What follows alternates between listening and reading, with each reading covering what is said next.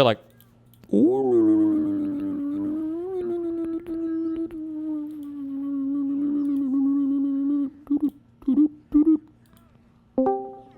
welcome, one and all, to yet another episode of WIC TV. It's a cross-ideological space where we come together to talk about issues both political and cultural, from the silly to the serious. Tonight, we have a very important question at hand, the Hassan question, with more and more mixed media attention being given to Hasan Piker. A fierce debate has erupted within liberal and progressive circles. What should be done about Hassan? Should we embrace him, try and appeal to his audience, win it over? Should we simply ignore him, let him do his thing, and we do ours? Is he radioactive? Should we shun him? Should we push him and those with him out of the party? Should Democratic political hopefuls work with him to get elected? Tonight, we debate. We got Soypill coming in a minute. He should be in here any minute, and I'll pull him in. But yeah, I guess that's the question. What do we do about Hassan? What are your thoughts, gang? What do we do about Hassan? As liberals, like as political people, as people who are politically active, who want to see Democrats succeed, what do we do? I think pretty much what's happening right now is what needs to happen. He needs to be, I think, just exposing people for who they are is probably the best medicine for this stuff. Like, people want to role play as if they are someone that they aren't, and just showing that that's not the case. And the best way is using their own words and putting that stuff out there is probably the best move that you can do. Just let their own words speak for them, and then show that they are not an ally, that they are it's like a spy from Team Fortress 2, but it's on your team and stabbing you in the back. And how can you possibly win when you have someone like that just running amok? So yeah, that's my thought on it, is just exposing kind of the anti-democrat, anti-party lines from someone. Are we like worried Hassan. that distracts from winning against MAGA? Well, I guess, who do you think's the greater threat right now to the Democratic Party, MAGA or Hassan? If anything, the MAGA's helping the Democratic Party right now by being so fucking stupid constantly. You mean Hassan and his group? Oh, no, I meant MAGA. Wait. Like MAGA? No, never mind. You're right. I'm yeah. sorry. I'm an idiot. I'm canceling myself. Thank you. Good. Fuck you. It's okay. Ryan, welcome to the show. Oh, and then we got our friend Soypill. Let me bring him on. Soypill, who's a bigger threat to the Democrats? Hassan or MAGA?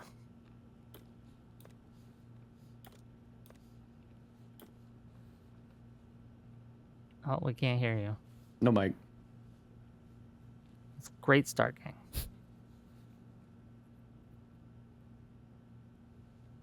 Wonderful time. Wow, this guy. He's trolling you intentionally. You know that, Is right? it always like this, Wick? You know, I think that he might be a Hassan plant at this point. It's possible. Okay, can you hear me now? Yes. Beautiful. Cool. Were you able to hear the question, or do you need me to repeat it? Sir? Repeat it for my sake. Sure. Who is currently a greater threat to the Democratic Party, MAGA or Hassan, and why? MAGA, just obviously. I mean, they're the ones with all the power. They're the ones subverting the Democratic Party. They're destroying the country. Hassan, no matter what you think his intentions are, is just not even close to the amount of leverage that MAGA has and power that MAGA has. I think anyone arguing otherwise has Hassan derangement syndrome. Is that true, Mooten? Do you have Hassan derangement syndrome?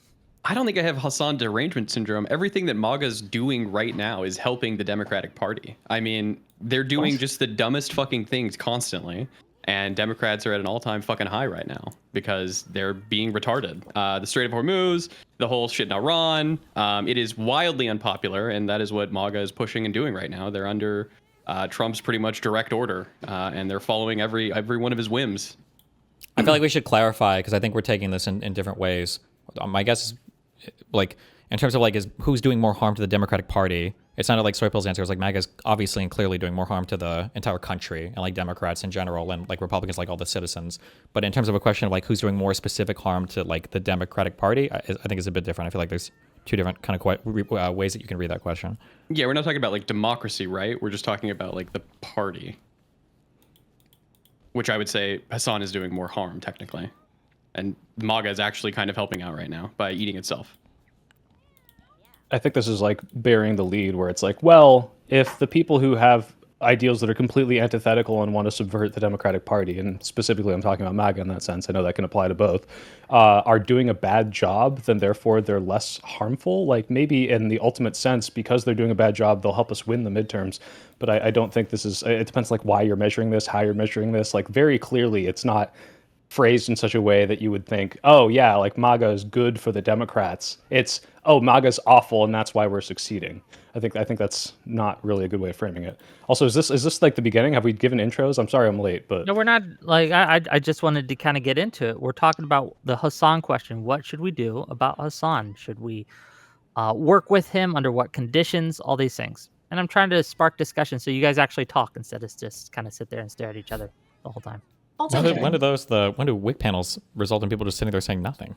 Wow. You know what? I'm always worried at the back of my head that will happen. Okay. Okay. So I like to get to spark, throw some wedges in there and try to get some disagreement going. So I want to bring like a different perspective than I've heard in these panels before. And I mentioned this to Ryan and to Soypil before, but the like lower echelon of political influencers and like the bottom echelon of political influencers, people who are like organizing on a local level, people who are working for their local Democratic Party, they don't have the freedom of choice that people like you guys have.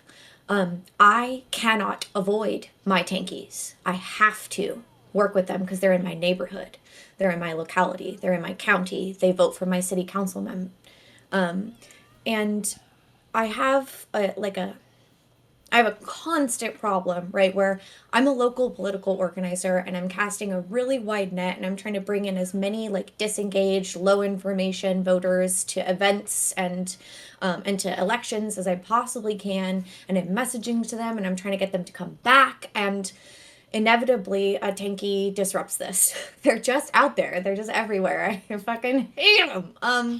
And so like something that I think is really valuable as someone that like consumes a lot of political streamer media and like political influencer media is watching people like Steven go head to head with people who are on our far left and be a model of what their arguments are and what and like how to respond to those arguments, and giving like an example for people like me of what exactly is the right thing to do when you're like confronted with these people who have noxious, like emotivist arguments that regular low information, like left leaning people are very susceptible to, right? And so I think that like I advocate for direct engagement with the far left in y'all's upper like influencer echelon, because it's something that is informative for people like me and helpful for people like me. Otherwise I wouldn't really have good examples of what to do in those fucking scenarios.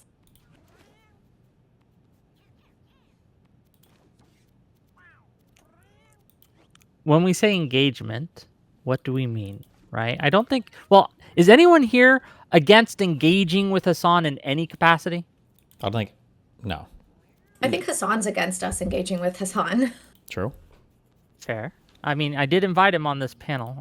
He didn't get back to He's me. a What, pussy he didn't ass get back to you? Didn't get back to me. Shocking. What? Well, yeah. Does anyone think that Hassan should be on the platforming Hassan panel? Yes. Obviously. I think you should be here. Yeah. Where is his ass? But I guess my concern, right, because you say you can't avoid these tankies and you have to work with them.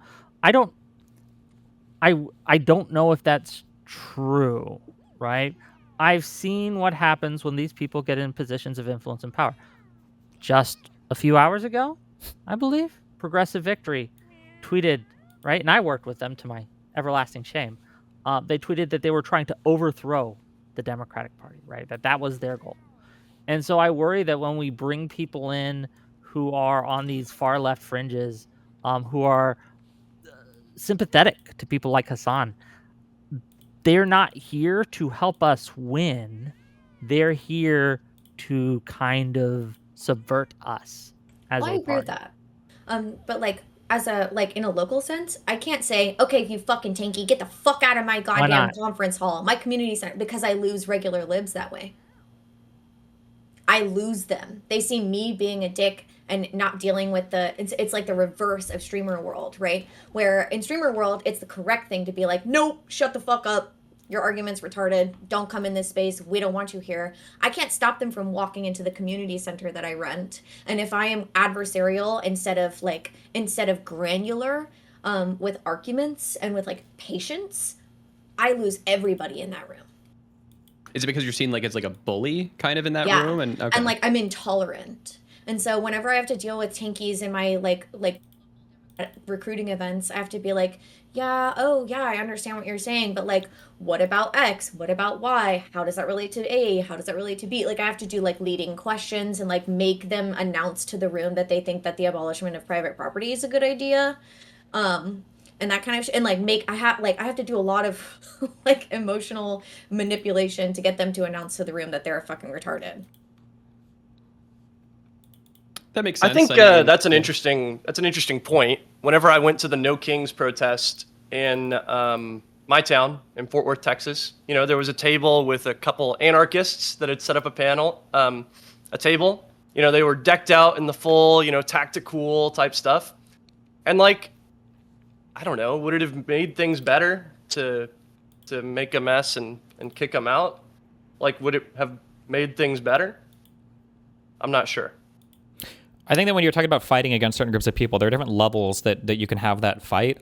By the time you're at the local level, it's kind of at that point, it is what it is. Like if you have 50 people showing up and 35 of them are socialists or tankies or whatever, I mean, like at least in the short term, you're probably more ideologically aligned with them than the Conservative Party right now. So you either work with them or you just basically disconnect from politics. So I feel like once it's kind of like distilled itself down to that level, that's where you're at, But I think that's like a fundamentally different question than how do you engage with people online, or how do you set the tone from how you approach them rhetorically or ideologically. Like I think there's all kind of like different levels of how you engage with it. I guess, are we not engaging with Hassan because of his offensive, bigoted statements, or are we not engaging with Hassan because he's a Marxist? No, Well, I think we're all happy to because he's engage. chicken. Yeah, I think. Well, We're not wanting to work with them in a happy way. Yeah, I think when he won't even vote for the Democratic candidate, so why would you want to work with him? Go ahead, Steve. No, I think when we're talking about Sorry. real quick, when we're talking about like engaging with people, I think it has to be like, what kind of engagement are we talking about? Nobody has any like, I don't think anybody would be opposed to people going on people's shows to try to convert their audience or to have like, like a friendly back and forth even maybe. It's just the idea of trying to sell these people as being on the same team as us when I think it should be painfully obvious at this point that they're not at all on the same team. Last year, did you see the panel that Hassan was on with like Tim Miller and Jessica Tarlov and stuff? Would you say that was like good or bad? I think it was good. Okay. I don't know how much we're going to disagree then, because I thought that was like a very good model of like how to engage with Hassan. Yeah, but it was pretty adversarial. Yeah. But that's not fine. usually what we're talking about. Usually it's agreed. like I rewatched it today, like in preparation for this, because I remembered it being, all right. Mm-hmm. And they argued, Tim was pushing back on Hassan, saying, Dems needed to be, X, Y, and Z in order to get the left to vote for Democrats. And, Hassan gave his take. But ultimately, they were talking about how great the elections that had just happened, like right before, how great that was. And they were talking about Democrats. I thought that was a fine model. And if I had the chance to engage with Hassan in an environment like that, I think I'd be a fool to pass it up. Yeah, I think I'd have to go back and I guess and rewatch the totality of it. The only fear that I have is that when people like Hassan are going on these platforms, he is openly saying, like he said, that like he's mask on, and the goal for his presentation on these platforms is to, I guess, basically get more attention on himself. And I think his audience kind of like knows this, and then the goal is to, whatever further audience he grows from that, is to convert them away from kind of like liberalism broadly into like a more radical pipeline. So like at best, like Hassan is not creating Democratic voters. Nobody on the right is being converted into a Democrat from Hassan. He might grab some people from the very, very far right and turn them into like tankies or socialists, but Hassan is not converting manosphere people or anybody else, like, or like MAGA people into Democrats. So I guess Why I do you only think seem that? Yeah, Oh, why do you sorry, my think bad. that? No, why do you think that, like, for instance, you couldn't convert a Hassan viewer into someone that supports the Democratic Party? Like, I have people in my community that used to be more hardcore socialists and are now, they vote for the Democratic Party. They might hold socialist views still, but they vote for Democrats. They're no longer Was that what he was black-pilled. saying? I thought he was He's saying talking. Hassan doesn't do this. He was saying Hassan can't Yeah. move a No, conservative to no. him. That's he's saying, why can't I convert Hassan's audience? You can, yeah. but it's Why hard. can't you convert Hassan's audience? It's hard, but the reason why it's so difficult is because the game is not equal. There are infinite numbers of liberals that will run the most hardcore defense for the socialists, and then on the socialist side, they will just openly and unabashedly try to fucking destroy every liberal they come across. I think it was Hassan and Mike from PA, and I don't know if it was FD Signify or some other guy. They were like ranking like the worst like right-wing people, and they put me as like S rank for like most right-wing person. Like this is like, you're just like unhinged. I know that's just personal to me, but like you see this time and time and time again where the socialists are constantly shitting on and attacking the liberals, and I don't know how you're supposed to convert people in that environment. Like look at the Kyle Kalinskis and everybody right now crying so much about like, why are we attacking the far left, guys? We got to go after MAGA. Why are we attacking the far left? And it's like we were all saying that around the election season. You guys are just saying that now to get heat off of you, but come election season, you guys are going to be attacking the liberals again. And mark my words, it will happen. Like, one of the frustrations I have with this whole conversation, right, is we as liberals, right, as more liberal leaning people, we are having this conversation and having this argument amongst ourselves is how much should we tolerate far left influence or how much should we work with them? The far left isn't having this discussion. They're not arguing whether or not they should work with the liberals or Well, yeah, they they are. should accept That's not- liberals look, into that's their not true. fold. Look, that's not true. Hassan and the lefties, are shitting on each other's audiences, discussing whether or not they should support Kat Abu Ghazala for her comments on Taiwan and whether or not that splits the progressive vote. Like, this is also a conversation that happens in left-wing circles, and the idea that it doesn't is absurd. well, no, but they're not that's more talking of about They're not talking about working with liberals. They're talking about supporting a particular liberal candidate there. The fact that they're even having That's that working debate. with liberals. No, the fact that they're even having that That's debate. literally what that means. What do you mean? They're not saying should we participate in the Democratic primary or not. They're arguing about which candidate they should support.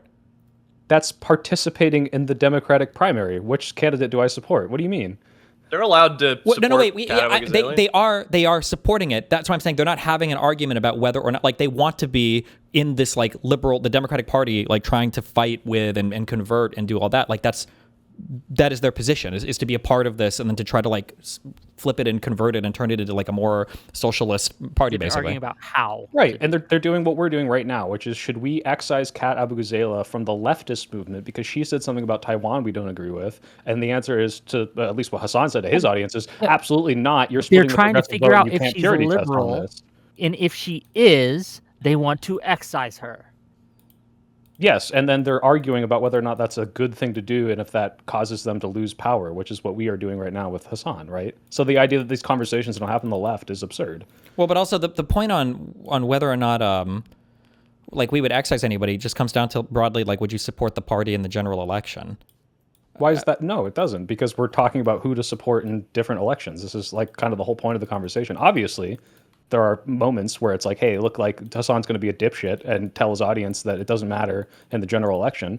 But now that becomes a conversation of, okay, then what extent are we willing to work with him? You said, okay, you can do the Tim Miller thing. You can have him on. You can be adversarial. But you kind of gave me some flack for doing the PV panel. And in my view, this is supporting candidates that probably to some extent you might agree with. Some of them you wouldn't, and I wouldn't, and probably agree on probably 95% of those. So why is that necessarily bad? Well, here, so what I'm saying is that it's generally speaking, the Democrats will support like a progressive candidate. I'm pretty sure if they win like a primary, like generally speaking, that's going to happen. But on the progressive/socialist side, it seems like there's kind of an abandonment if they don't get their choice in the primaries on their candidate. And then all of the polling shows, the thing that hurts even more is that all of their polling shows that they're like really far removed from even where the moderate Democratic voter is these days. So the fact that they are basically saying it's all or nothing on our primaries for our candidates, and then we're going to become disengaged afterwards, and we're going to spend the entire primary attacking your party with as much vitriol as possible. Like, I thought it was really funny. I saw Mehdi Hassan tweet 2 days ago where he was like, where are all the anti-war protests against Trump? And it's like, good question, Mehdi. You're very close to figuring that one out. Like, they were only there for Kamala and Biden. Like, yeah, that's just a really cancerous... Well, no, that whole panel I was on was anti-war against Trump, although a lot of them were just shitting on Israel. The point was we're anti what the government is doing right now. Sure, but not like in a way that is supportive of the Democratic Party. Like the same people that are anti-war that then talk about like the duopoly or the two-party, because the Democratic Party right now is kind of not opposing the war to the extent that the party or the progressives want them to. Like they're just kind of saying, yeah, it's illegal, but maybe we'll have to discuss whether or not this is legitimate action. Not, hey, this is fundamentally wrong. That's why it's anti-democrat. But I mean, like if you were opposed to the war, voting for Kamala would have not had us in this position. I agree, but that's not what the point of what I was saying was. You're saying, why are they shitting on Democrats? It's because Democrats aren't providing a voice for the people that are anti-war right now. This line of thought is just a line of thought that no other sane political party would ever entertain. Like you can't. There's no way that you would accept a group of people who campaign against your candidate in the primary for months and months and months, crying and screaming and baby raging, and then as soon as bad shit happens when the other guy wins, all the bad shit that our candidate said was going to happen, they then turn around and say, why aren't the Democrats doing anything about it, and having a stronger stance about it? Like that's just a suicidal ideation to me. Like. Well, don't get me wrong. The idea that people say, oh my God, Democrats are feckless, I'm not voting for them, you have to win my vote, and then complain when the Democrats don't have power to stop things, yeah, those people are fucking stupid. But the idea that these people can help us get more progressive candidates that are anti-war and want to support those candidates, hey, maybe they're going to give up when their candidate doesn't win, and that sucks, and they're not even, they'll go further than that. They'll be negative. They'll detract and drive voter apathy, and that's fucking bad. That doesn't mean I should give up their help in the short term to get candidates that I want, right? I think it does, because you're fostering a cancerous movement inside of your own party that's going to devour you from the inside or hurt you come the generals. Which I think that I think it's they're going to do that. They're going to do that either way, right? No, because now the issue is you see this the way that they're utilized right now is Hassan is being used to attack the entire Republican Party. Attack the entire Democratic Party. Like everybody sees these people just launching platforms to attack the entire Democratic Party, and I think I don't know. You of all people should know that the Republicans are going to call us fucking communists no matter what, whether or not Hassan exists and is seen on the same platform as you and I. Sure, I agree, but you add a little bit more. Well, there's an issue though because one. There's more legitimacy to it, which helps it carry a little bit further. But then two, Hassan is also attacking the Democratic Party from the other side. So now they're amplifying a voice that's being used to attack the Dems, a voice that's also basically exclusively used to attack the Dems. And then, I don't know. I just don't know what, like, would we say in 2024, were the lefties helpful or harmful in the general to us? In the general, absolutely harmful, yeah. Then why would we do it again? Why would we do what again? Entertain them as being part of our movement just to have, like, if they were damaging in the easiest election of all time. If they're damaging in the general, regardless of whether or not they help us in primaries that we care about, why does it matter whether or not they help us How are now? they helping you in How primaries? can they help you in the primary if you lose the general? What do you mean? But they also just go and vote for their candidate, and then they don't show up in the general. I'm talking about multiple elections. So, for example, when I'm talking about that PV panel, there's multiple candidates for multiple different races that I think there's no way, I don't think you would deny that or reject all of these candidates. You probably support a couple of these. And at the very least, you understand that like people that you probably would support, like I know you've expressed positive feelings about AOC, Mamdani, like these people also are saying, hey, I'm going to utilize this person to help me. And just because they're not going to vote for my candidate in the general, and if not actively detract from them, they're going to do this either way. Why not take the benefit of their incredibly large platform and incredibly large audience to help you get the people that you agree with? Well, first of all, AOC and Mamdani don't attack other Democrats constantly, so they would pass whatever test I would have. And neither do I, but they'll work with Hassan, is what I'm saying. Do you think that maybe they've agreeing a lot? Agreeing with some of these people, these tankies, might cause you to lose votes among people that vote at like twice the rate that they will, right? Like if you go and you capitulate to a typical Hassan viewer, right? It's going to be some, whatever that's going to be at that point, that viewpoint. That viewpoint is going to be the same thing that is going to have senior citizens now having you lose that vote as you seem less centrist, essentially. Do we think that us as influencers? Let's hear from Ryan. And also, let's not forget that young people kind of vote already predominantly Democratic, and they vote half as much as senior citizens. So essentially, Hassan's audience is primarily young men, and young men primarily moved away from the Democratic Party. And you can say, by the way, that's part in due to Hassan's driving of voter apathy. But if you think you can court any of those people, not Hassan, obviously you're not going to court Hassan, but the idea, like, look at the core movement, because I don't like these comparisons to Nick Fuentes. So you can't court Nick Fuentes' audience. The heart of Nick Fuentes' movement is anti-Jew, anti-anything but Christian nationalism, right? But if you look at Hassan's audience, is the primary audience communism? Is the primary audience, let's subvert the Democrats? I'm glad you asked. Fuentes is saying vote Dem in the midterms, so I that's going want to to be hear awesome. from Dan. Dan, go ahead. You're glad he asked. Go ahead. I'm glad you asked, because to me, I feel like Hassan's audience is nothing. It's not even political. It's just a Che Guevara poster on the fucking wall. It's nothing to do with anything. Did America do something good? I'm against it. And that's it. That really is, at the end of the day, all there is. So there's no point negotiating with this type of a terrorist fucking audience that is either going to vote Democrat or not. I don't even think. I need. Well, no, wait, Dan. I need to press you on this, because this might be true, and I don't have polling on this. But if you were to ask the average Hassan voter, like, take the worst examples of what Hassan can be: pro-terrorist, anti-American, to like dogmatically, and anti-Semitic. Do you think the majority of his audience is in line with this? Do I mean in line with what? Do you think, like, if you were to ask 60% of Hassan voters are like pro-Hezbollah? Yes.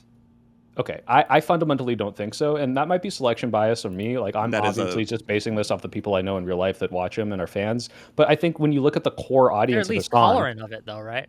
Oh, absolutely. And the reason Hassan, because hold on, Hassan has been on record. It's so funny, because I was talking to someone about this earlier today.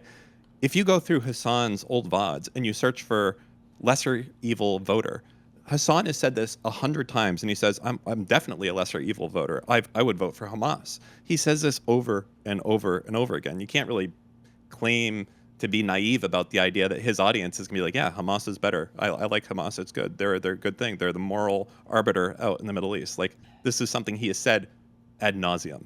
Quick question for Soy Pill. In the Michigan U.S. Senate election, the primary that's going on, do you think Hassan is going to campaign as hard for whoever wins that as he is right now for the Abdul El Sayed person? No. Okay. Isn't that a terrible thing? Shouldn't they be campaigning just as hard? Yeah, in the general, they should be. But I would say belie the fact that we should still use their support of any candidate that we can get. That we. Can I jump in for a second, please? Okay. I would say as a real quick hedge. Wait, I'll do this real quick and then Ryan go. I'm just gonna say I wouldn't expect Hassan to campaign as hard in the general as they would for someone in the primary. That's fair. You support someone in the primary, you're up. It's when you're attacking everybody else that's going to the general. That's the issue, is what I say. But go ahead, Ryan. Okay, Ryan, please. Who is we in this discussion? Is we the Democratic Party? Is we the influencers? Who is we? Because I feel like if anyone's gonna try and take some of these people out of what Dan, I think, correctly described as a sort of nihilistic anti-politics, it has to be people that aren't directly affiliated with the Democratic Party, right? It's got to be us, or it's going to be nobody. Who's it going to be? I agree with this. But there was an interesting question posed earlier about, like, a Fuentes viewer versus a Hassan viewer.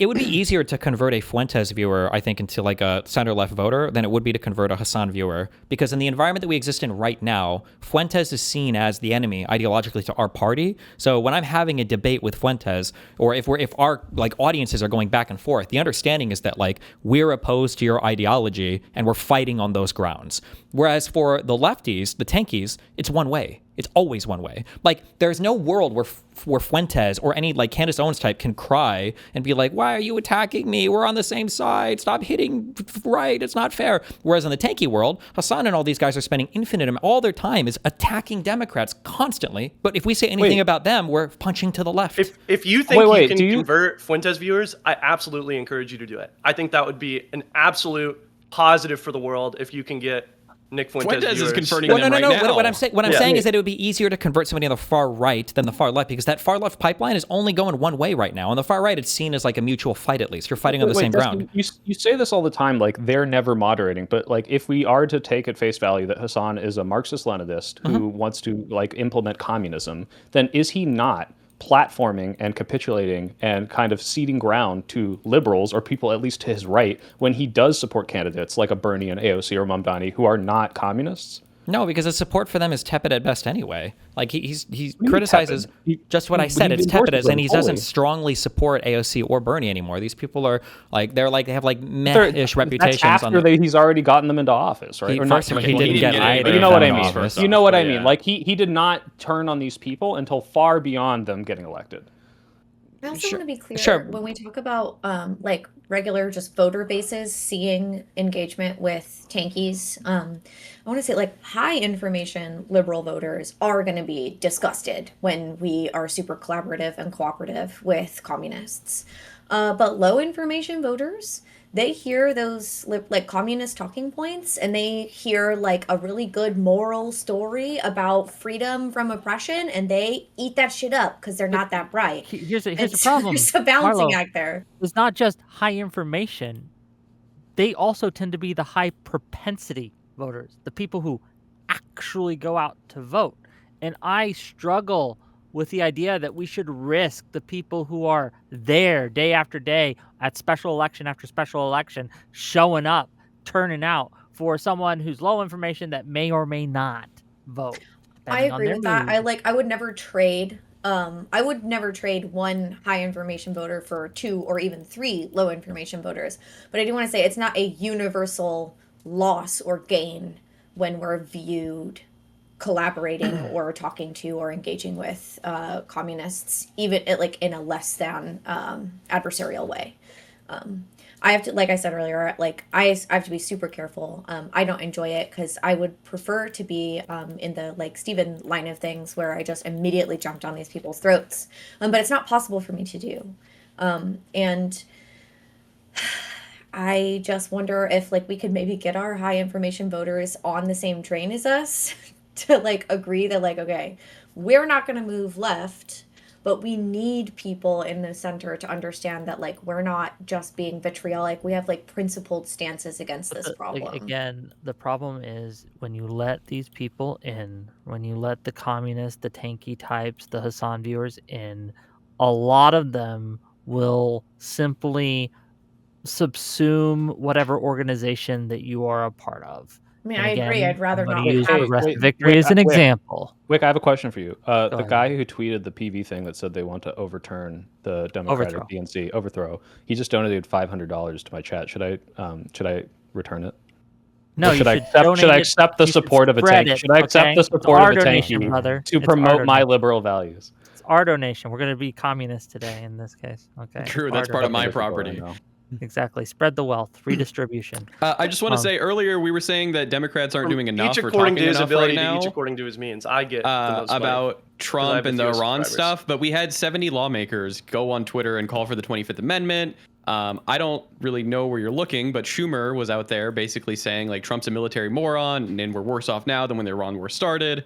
I think Democrats are out there and they are talking about it. I don't know they what pushed you the want to do. war resolutions, war powers resolutions. They don't own the House. They don't own the Senate. I think they're kind of just biding their time right now until midterms because they're doing really well. And if your enemy's making a mistake, don't speak. Is it appropriate to criticize Democrats like Gottheimer for being insufficiently opposed to this war? Was that the guy on Tim Miller? Yes. That guy needs to fucking... he needs to be shipped out. That guy's crazy. Yeah. I mean, I think... So... But that's it's okay to criticize the Democratic Party sometimes. Democratic Party politicians. Hey, hold on. 100%. Whoa. You just said 2 totally different things, okay? I have no problem criticizing politicians. There are some... Fetterman, that guy is... there are definitely people he you can votes most of the time, but yeah. Sure, but there are a huge difference between criticizing an individual versus like shitting on the party constantly. Yeah, agreed. And people on the far left are never they're never having the conversation of like what should we give to the liberals. It's literally all or nothing on everything. Like you've got one of the funniest clips. I remember watching Austin and Hassan were watching Kamala Harris, and Kamala Harris was saying like we need to call for an immediate ceasefire in Gaza to get this war stopped so we can. And Austin was like happy for a second because he didn't get the Hassan talking points, and then Hassan was like, oh, it's just another temporary ceasefire. Like this isn't even going to be permanent. They're probably not going to do. And it's like nothing is good enough for these people. You can never capitulate enough to them. They're always using these issues. They don't care about Israel-Palestine. They just use it as an issue to attack the left, and that's all they do. Like the idea of keeping a coalition like that together is like impossible when it's always one way, and it is with these people. It's always one way. Wait, why does it? Wait, hold on. I want to address that because you keep saying it's only one way, but you did address and kind of acknowledge the point that clearly Hassan and definitely his audience is in some way moderating their more radical beliefs, or at least Hassan's more radical beliefs, to support progressive candidates that are left, of liberals, but like are still in the liberal coalition. No, because because social democracy. No, these so, are like, you're talking about the furthest left people in the entire party. They're using these as anchor points to pipeline people to radical ideology. That's it. They're not like who cares if we both want that? No, because we don't want that. We don't want people to become socialists and tankies, or at least I don't. Do you like those do you like Bernie Sanders? Like, would you vote for Bernie Sanders? I would. Yes, but you're missing depends the on who point. it's up They're- against, these though. are the Should these are I the same deny people. Hassan's promotion of Bernie Sanders? No, but that's not what we're talking about. They can promote whoever they want. It is. That's exactly what I'm it's talking not what we're about. talking about. I We're wanna- talking if about I whether or want not to we should appear be on a appeal- platform to promote Bernie Sanders and we're say talking- you're in the tent for I promoting don't know why Bernie you're talking Sanders. about. We're not Is that talking bad? about them supporting the candidates. We're talking about us supporting them and welcoming into our coalition. There's a huge What does difference that between those look two like? things. Wait, what does that look like then? As in, like, We have having friendly campaigns alongside them or pretending that we share some, Okay, like, so that is ideological exactly foundation. what I just said. It's me and Hassan going and promoting Bernie Sanders. So I shouldn't do that. Well, let me Well, hold on. hold on. Wait, hold on. You open that thing saying, should Bernie Sanders not accept the support from Hasan Piker? If you want to, Yeah, and then I moved on. Okay, should me and Hassan appear on a panel promoting Bernie Sanders? That's not okay. I would say that appearing on a panel with somebody with a massive ideological opposition to you and pretending otherwise, I think is generally bad. I would say, generally speaking, yes. What does pretending otherwise look like? As in, Because you're not my mind- emphasizing your disagreements. You're only going there just to talk about, like, some superficial agreements you have. That's not superficial. It's we both want this candidate who's promoting progressive values. That's not superficial. That's core to my ideology, and I'm still allowed to say, "Hey, I think this." Like, by the way, I'm not trying Would to. you Like, do play defense friendly- for the things that we all agree with, which is Would you do Hassan friendly- supports terrorist groups. What? Go ahead. Would you do friendly panels with Nick Fuentes right now? Because Nick Fuentes is. I already addressed this. The Yeah. answer is no, and the answer is Why? because his audience is fundamentally, and the core of his movement is fundamentally opposed to me, and I don't believe that So are Hassan Hassan's. might be fundamentally How is- opposed. But I don't believe Hassan's audience is fundamentally opposed to me. and I Hold don't on, believe- hold on, no, stop. Soy pill. If Uh-huh. Nick I'll be right back. Fuentes endorses the Democratic candidate coming up, He in already did. He's 2028, like, I'm going to vote he's for going Gavin to. I Newsom, want to right? let me finish. He's going to have done more to help Democrats than Hassan did.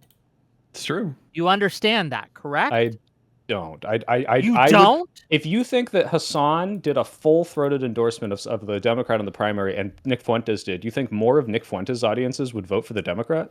No, but probably more of Nick Fuentes' audience would not vote for Republicans, which counts in some sense as votes for Democrats. Well, I think I think it would be easier to radicalize a Fuentes viewer to vote against whatever the next Republican candidate is than it would be to mobilize like a Hassan viewer to vote for like an establishment Dem.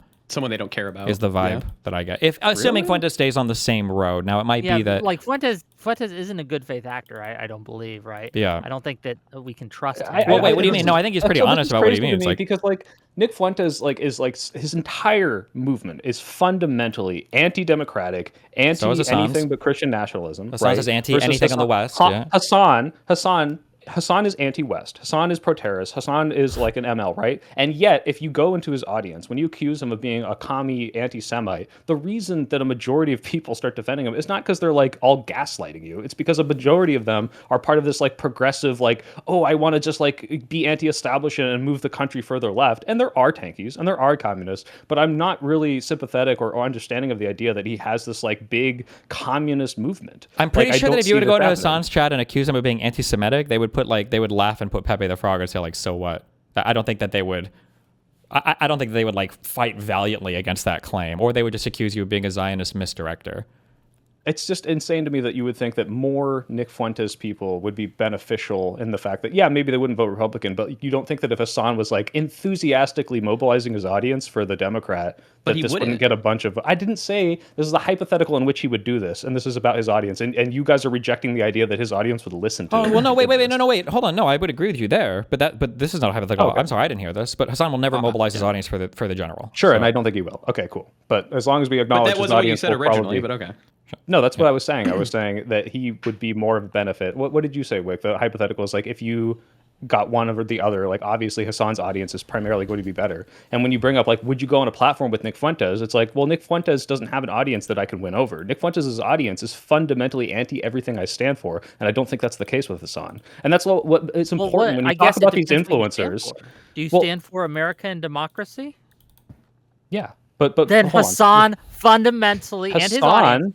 fundamentally are against what you stand for. I'm not convinced of that. I mean, you can show me otherwise, baby. That's why I said I'm not polling on this. But like, this is just not my experience. Like, I don't get me wrong. I see a lot of anti-Semitism in Hassan's chat. I do see the tankies in Hassan's chat. I'm not fundamentally convinced that this is the core of his movement, even if he is. And we can agree on that. I've met a lot of Hassan fans in real life. I've met a lot of Hassan fans in real life. I have never met a Marxist-Leninist in real life. I think you have to be careful when we're grouping fans of people too, because like when we say like the majority of people that watch Hassan there's two groups we can be talking about, or three maybe. The first group is like the stream viewers. These are your ardent supporters. These are your like most diehard fans. These are the ones that I think are like not going to be supportive of the Democratic Party. But if you go like broader and you look at like college students who have like heard of Hassan, I don't know if things have changed much in the past 10 years, but like I remember on fucking dating in fucking California that if somebody says they're a socialist, if you talk to them for like 2 seconds, they're basically just like a liberal that wants like more government shit. My guess is the majority of people that watch Hassan like on Instagram Reels or have like seen a couple videos are probably in that group of just like liberals, right? Or are they like far left liberals would be my guess. But those are not the people on Hassan's stream, which is a different audience. And Hassan is trying to take all those, like, broadly speaking, those liberals and try to move them, like, down the, like, tanky pipeline. Like, that's his goal. Sure. But I think he it's literally said this in clips. Yeah, of course, I think I just remain a little confused why we think that it's impossible for it to go the other way. Like, why do we think... I watched your stream with Francis Fukuyama yesterday. And I have to say I left, like, a little depressed because you and Francis Fukuyama, frankly, both seemed a little dismal about the possibility of like really convincing people that liberalism is a good thing on the merits. Because nobody has any strong defenses of liberalism anymore. The right is fully authoritarian out of their fucking mind, and then on the left, that's why we have to do it. Yeah, but it's not. But Hassan is not a liberal, and we're spending all of our time on the left trying to figure out if we should court MAGA light on the left, and there are no. You can't even come up and defend anything on the center left. A defense of Harris or Biden is a joke. You look like a loser doing it.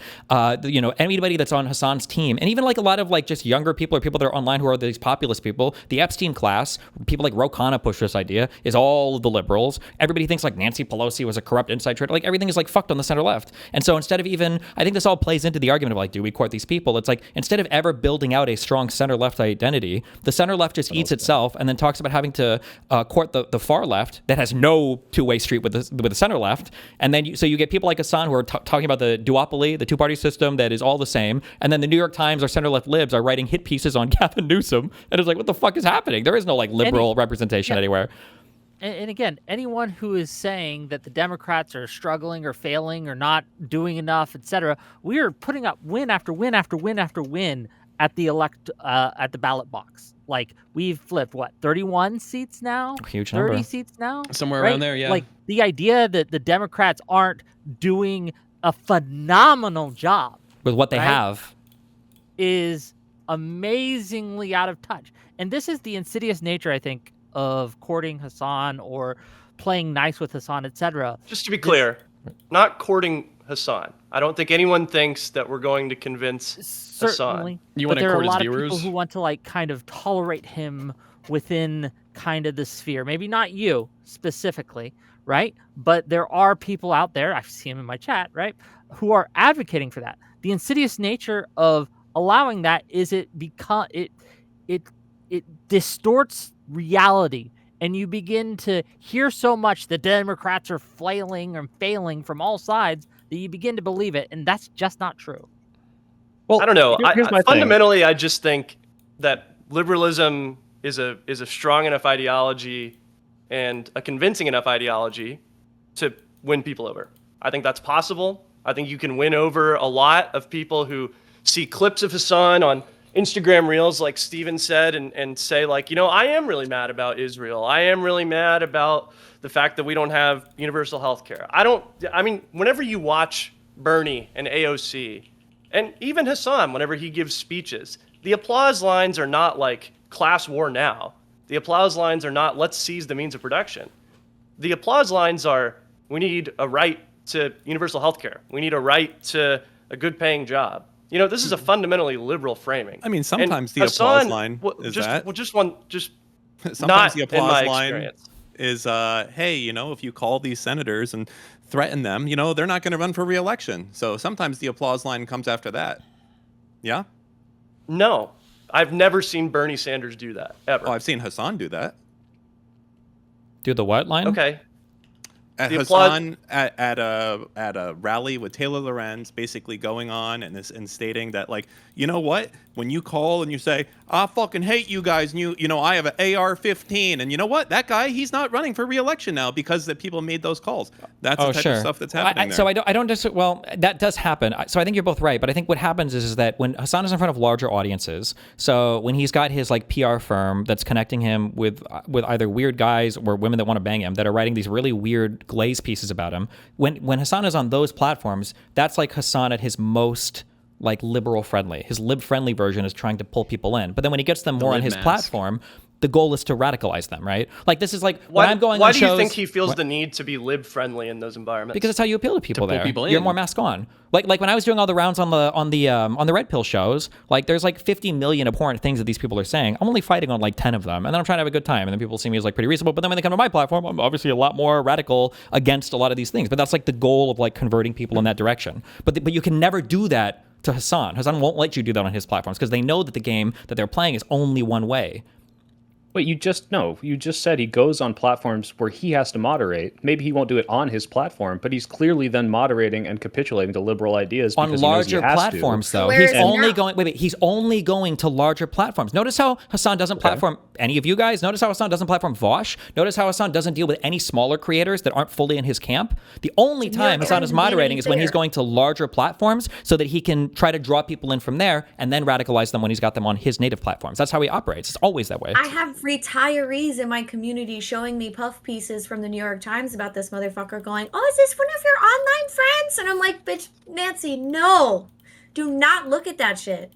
But like, I'm curious, what are your thoughts on that? The fact that Hassan doesn't platform smaller people that disagree with him. It's almost exclusively him going to larger platforms. Assuming that's true, like, yeah, that's one-sided, but that doesn't mean that we're not taking from him if he's going on larger audiences and he's somehow then going to bleed people off who are like, hey, like, being taken wait. But definitionally, you can't, because he's only going on larger platforms where he's mask on. Who's taking? Do you not think that by going on these larger platforms? I mean, even Tim Miller said this. There are Hassan viewers that watch Tim Miller. I don't know if Tim Miller's larger than Hassan, but they don't watch Tim Miller and think, "Oh, I hate this guy. I'm not a fan of him." It's, hey, like this guy says things I like. When Hassan goes on here, or he talks about Hassan, I'm exposed to Tim Miller's ideas. No. Viewers are watching Tim Miller and they're actively roasting trying him. to court Tim over. And then anytime they have anybody that they disagree with on, they attack them vehemently. We saw this with Sarah Longwell on Twitter.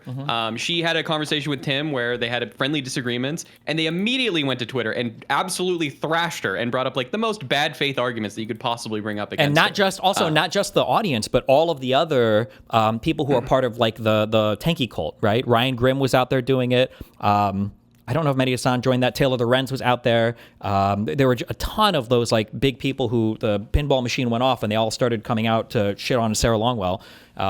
Yeah, that's just what they do. It's not surprising though. That's how social media works. Whenever Hassan says something dumb, I mean, everyone was complaining whenever Hassan talked about like what did he say on Jennifer Welch's podcast that JD Vance and Gavin Newsom are like there's no difference between them. Well, hold on. No. Hassan got a lot of defense for that comment as well. Keep in mind, the majority of the people on the far left don't think Hassan was electrocuting his fucking dog to keep it in frame. There were a lot of people that showed up to defend Hassan on that. He got a. And also, let's look at Jennifer Welch. I don't know how much she got. She's getting a little bit now because, unfortunately, the only other organized group of people in this fucking country are the goddamn Jews, okay, who have like taken to being anti-Hassan because of the anti-Semitic thing, which is annoying as fuck to me, but they're the only other organized people that do it. So in that sense, there were people that have kind of come out on Hassan, but it's only on the anti-Semitism part. I don't think there's a similar bell you can ring when liberals are getting attacked, especially by the far left. I think the easiest example of that is Chorus. Who stepped up to defend Brian Tyler Cohen or Chorus when Taylor Lorenz started digging into them on our bullshit Wired hit piece? All of us? No. Nobody substantial showed up to help Chorus. You did, I did, Hutch did. Like I'm talking like the big staples of media, like people that are huge and recognizable and visible, like New York Times, like Wall Street Journal. No big like people too. Yeah. Was it even big enough? I don't even know if it was that big. I'm just curious. Would we be talking about this in the same way if it was like the Green Party and like, oh, we're trying to court away Green Party voters over here? Because that's a one-way street. Like, you're not going to be getting these people to go and vote Democrat. And if they were going to vote Democrat anyways. So all you're doing is putting the most idealistic Green Party views that you're not going to be able to adopt as a run-of-the-mill Democrat. And it's like, this is not your friend. These aren't. This is an enemy of your candidate. This is someone that wants you to lose so that you can win. Right? It's like you're trying to court third-party voters. It's just better to go out and get like people who don't vote to try. Yeah, well, here's my question, because we moved past this and I wanted to bring it up. And I know, by the way, this is not a criticism. I think there's a valid thing to do that seems to be the same thing on the other side.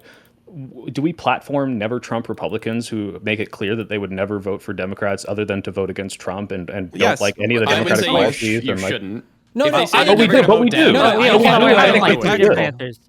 Dan, tell us why you say yes. Mr. Moten, tell us why you say you shouldn't. Okay. I think that you can be strategic about this both ways. Like right now, people be like, "Oh, are you happy? You know, now Republicans are using Hassan." I say, "Well, that's great because one of the reasons that Clinton won was his Sister Souljah moment, where he came out and he showed himself to be a centrist, a moderate, as opposed to other people who weren't willing to rebuke Jesse Jackson at that moment. So Hassan can be a lightning rod to be like, listen, I'm not a fucking crazy lefty that's going to make you use 600 pronouns and shit in a kitty cat box when you go to school. That stuff's crazy. So he can still be a benefit to Democrats that are running in that case. So when you're saying, can you use a Republican that's never going to vote for MAGA or something? You absolutely can. You just have to be strategic when you do this to make sure that it's not emboldening the other party and helping your party in you winning, because winning is winning. That's it. It's at the end of the day. So if you say, right, wait, pause right there. If Hassan and I promote Bernie Sanders, I'm the smaller person. We're promoting a candidate. How is this emboldening Hassan? But can I augment his argument a little bit? The thing that's nice about Never Trump Republicans is there's no confusion about what they are. They're Republican. The problem with people like Hassan is that people think that they're like the same. Like that's it. Like think about Liz Cheney and Democrats. There's no confusion that Cheney was a Republican. There's only one group of people who attacked Democrats over platforming Liz Cheney. And it was the tankies. The Republicans didn't say, oh, look, the Democrats are the same as us now that they've got Never Trumpers on. They fucking hate the Never Trumpers. Whoa. Yeah, wait, but yeah, the Republicans shit on Liz Cheney. The far lefties shit on Liz Cheney. And a lot of regular liberals also shit on the whole let's court Dick and Liz Cheney. It was driven by the far left. It would only because it was driven so much by the far left. I think you're vastly maybe online, but you're vastly underestimating the hate for Dick Cheney that has existed for the past 20 years Again, and ignoring the fact that Liz Cheney fundamentally votes against Democrats. That's fine, but Liz Cheney was one of the only two Republicans who was willing to be on the January 6th Commission. She's not full-throated MAGA. But I'm saying, but people knew where she was. We weren't pretending that Liz Cheney was a Democrat. Yeah, but if you think that Hassan is pretending to like Bernie Sanders or progressive, he does. He says he pretends. They're not radical enough. He says that. You suck at moderating. Be louder. They don't listen to me. No one listens. Be louder. Okay, but that's part of the charm. Swipe. Yep. Liz Cheney did more to help or to fight against Trump than Kyle Kulinski did. She did more to fight against Trump than Hassan did. She did more to fight against Trump than any of the lefties who attacked her. Right? You understand that at a fundamental level, correct? Yeah. Okay. So when people are like upset that we are courting Liz Cheney, we're not courting Liz Cheney. What we're doing is we're allowing her to say, hey, Trump is that bad, and I'm going to vote for Democrat. Right? Sure. I'm going to vote and for I'm saying that if you can do that in a general, and just because it's very clear to me that Hassan and his audience probably won't do this in any general, but you can do this in other races where you agree with their picks, why not do that? That's one of the reasons is then you tie yourself. It's the same reason you don't hang around someone with leprosy. You might get leprosy. And look at the way that they're attacking him, thankfully, on CNN, MSM, like the Fox News, all these channels, mainstream media, like anyone who's going to be working with Hassan is going to catch leprosy, right? So they're going to be able to effectively tie you and whatever cause that you want to win to him, and it's not going to be effective. And you think that's more poison than winning his audience over? Like, if I saw data on that... I don't think we can win his audience over in any real way. But when are you winning his audience over? I don't When they're voting for understand. candidates that I want them to vote for. Yeah, but they're going to do But it's that only anyways. the candidates they want to Are they? vote for. It's They're only not the voting for candidates candidates. they wanna vote for. They're never voting for candidates you want to vote It's for. If their they're voting for candidate. candidates that they want to vote for. If you want to vote Yeah, for them or and not, that's just incidental. sometimes I want to vote for those candidates, and I'm willing to combine. And that's fine, platforms but you're and work not together winning to them promote over that. to your side at that point. Yeah, they're not just coming like to they're you. free riders.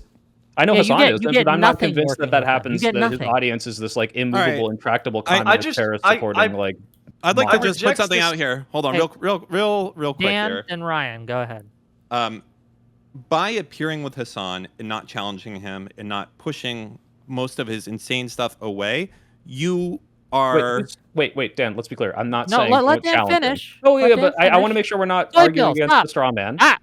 Stop. Well, no, it's Dan, fine. What are go you ahead. trying to say? Be brief. I'm saying you can completely and vehemently oppose this person and still Sure. appear on Okay, panels great. with them and not constantly be Yeah, adversarial. so I disagree with that because I think that by appearing on a panel with him, by not being adversarial, people are going to use it against you, and winning is winning. And at the end of the day, if you want to be winning, you have to appeal to old people and not to people like Hassan's audience, which are probably a portion of them are going to vote Democrat no matter what, and the rest of them were not going to no matter what. There's nothing to gain by giving them an inch at all. There's nothing to gain, but there's a lot to lose because if you say the wrong thing, if you don't push back on the wrong thing, then all of a sudden that's going to be played ad nauseum on fucking CNN, and they're going to be like, I'm sorry, Mr. Saltman, when you were here in this Hasan Piker panel, and he said that Israel should be annihilated, and you just nodded your head. So do you believe that? Is that something that you're big about? And that's the reason. There's nothing to gain, everything to lose. But I'm not saying if I appear on a thing where we're both promoting like a Bernie Sanders and Hassan says, let's annihilate Israel, that you shouldn't push back on that. But he's not going to Yeah. say it there. When He'll never on- say it on that Hassan- platform. Hassan, when you talk to him, like, I don't know, did you watch when Hassan was doing his little rally with Abdul Sayed? And I'll tell you, when they're in the bus together, the entirety of that bus ride, all they talked about was Israel. That's it. This is supposed to be a guy just running for senator of Michigan. You'd expect to hear like, oh, how are we going to bring back fucking auto manufacturing or make things more affordable? Make it was Detroit just great Israel. again. It was all about Israel. The entire car ride, okay, of this was based around that. And I just think that engaging in that, if you want to be taken seriously and you want to win, by sitting there and engaging it, it's going to be used against you and it's going to cause you votes and you're not going to win. And winning is winning. And I think that if Democrats want to win, they should do winning moves. And a winning move is not sitting around with a loser that's going to be fucking baggage and fuck you over later on in life. That's it. So I think you Well, should again, avoid those. and Can I'll I- concede this, and wait, I just want to be clear. If you can show me data that working with this person is costing us more votes than helping, obviously, I'm not going to do it. Now, that remains to be demonstrated to me. But go ahead, Ryan. Ryan. I just think Ryan, go ahead. I think when we're talking about politicians, it is just not my. It's not my position to say to know what is going to be the most electorally optimal thing to do. Abdul El Sayed clearly thinks that working with Hassan is going to be electorally optimal for him to do. He clearly does, or he wouldn't be doing it, right? Well, he's in distant third. I think it was his Okay. only option.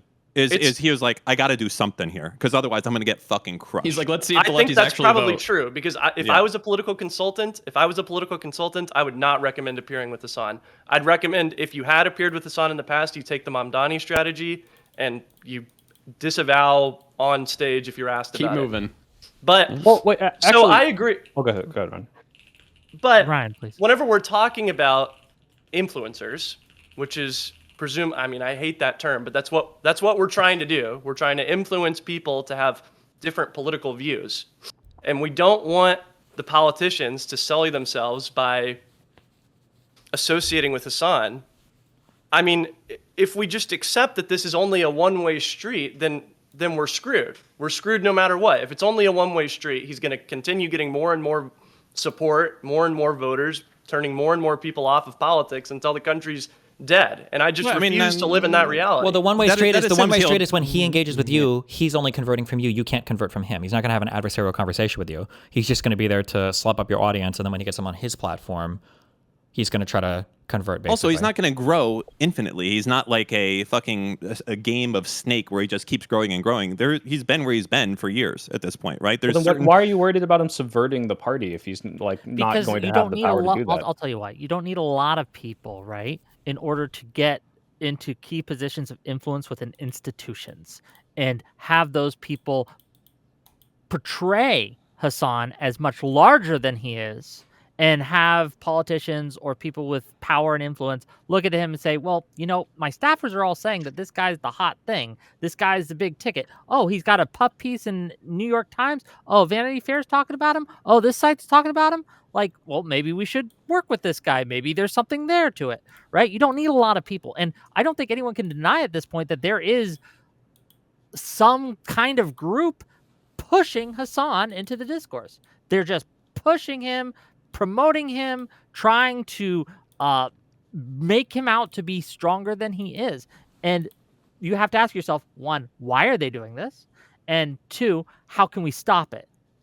Right? Well, first of all, that's based on the presupposition that we can stop this, and that You don't think we can? I don't There's think nothing we can one, do? I don't think we can, because it has a lot of people that listen to him and enjoy his content, and like the idea that if we all just came together and lived in the world where we can just excise this person completely and now they're deplatformed on anything. I don't need it to be I mean, completely. Dan I of all just need it to people be has done the most to try to get this guy deplatformed, and hey, he's made a lot of progress, but it's not happening. I don't see this person disappearing anytime soon. So the idea that all we have to do is just ignore him, will go away, or excise him and constantly shit talk, it's that's clearly not happening. But two, I mean, you talk about oh, this is hurting us by associating with them at all.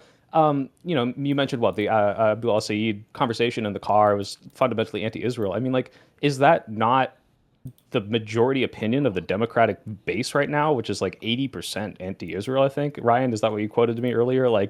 This is capturing, unfortunately, or fortunately, depending on your view, what a lot of people are thinking about Israel. No, most people are probably thinking about the price of gas. Most people are thinking about the price of rent. They're thinking about their day-to-day lives. Most people don't give a fuck about Israel. That's it. Now, a lot of lefties like to bring it to that and say, oh, but the ultimate cause, it's the fucking Jews, okay? The Bibi, he sat down with Trump and he fucking made him get this war. It's a privileged online talking point. Yeah, it is. Most people don't know what the fuck's going on. The Israel-Palestine conflict motivates? Real quick. I would say I would disagree with that. I think that people do care about Israel, but I think that there's another thing that hurts us because it inhibits our ability to have a conversation about it. It sounded like from her speeches that Kamala Harris had a decent position on it, that we should have been pushing for more concessions from Israel, that we needed a ceasefire in Gaza as soon as possible. These were good positions to take. But now, if our anti-Israel segment is going to be captured by people like Hassan, who would see Israel literally invaded and destroyed as a country, that is his end goal. He's tweeted this multiple times. Well, now in order to have the conversation about, oh, are you anti-Israel? Are you anti-Israel enough? You have to fucking want the destruction of the entire country. So I agree that the Democratic voter base has moved to having a negative opinion of Israel. I think a majority at this point for sure, but that doesn't mean that it's the same as I want to destroy Israel like Hassan and his ilk do, but I think they have a monopoly on those talking points right now, unfortunately. I also want to be clear on one thing as well. It is true that Democrats have a negative overall opinion of Israel. 60-40, I think, is what the Pew Research poll. But I mean, when you look at other countries, every other country in the Middle East has a lower by far. Iran is 91.9 disapproval. So I understand that Israel bad, but it's not they're bad amongst their neighbors of also being worse. So I just think it's crazy to have a Michigan senator running exclusively on this issue. It seems to me I might be ignorant. Is he exclusively running on anti-Israel? It seems that way. I think he will probably lose.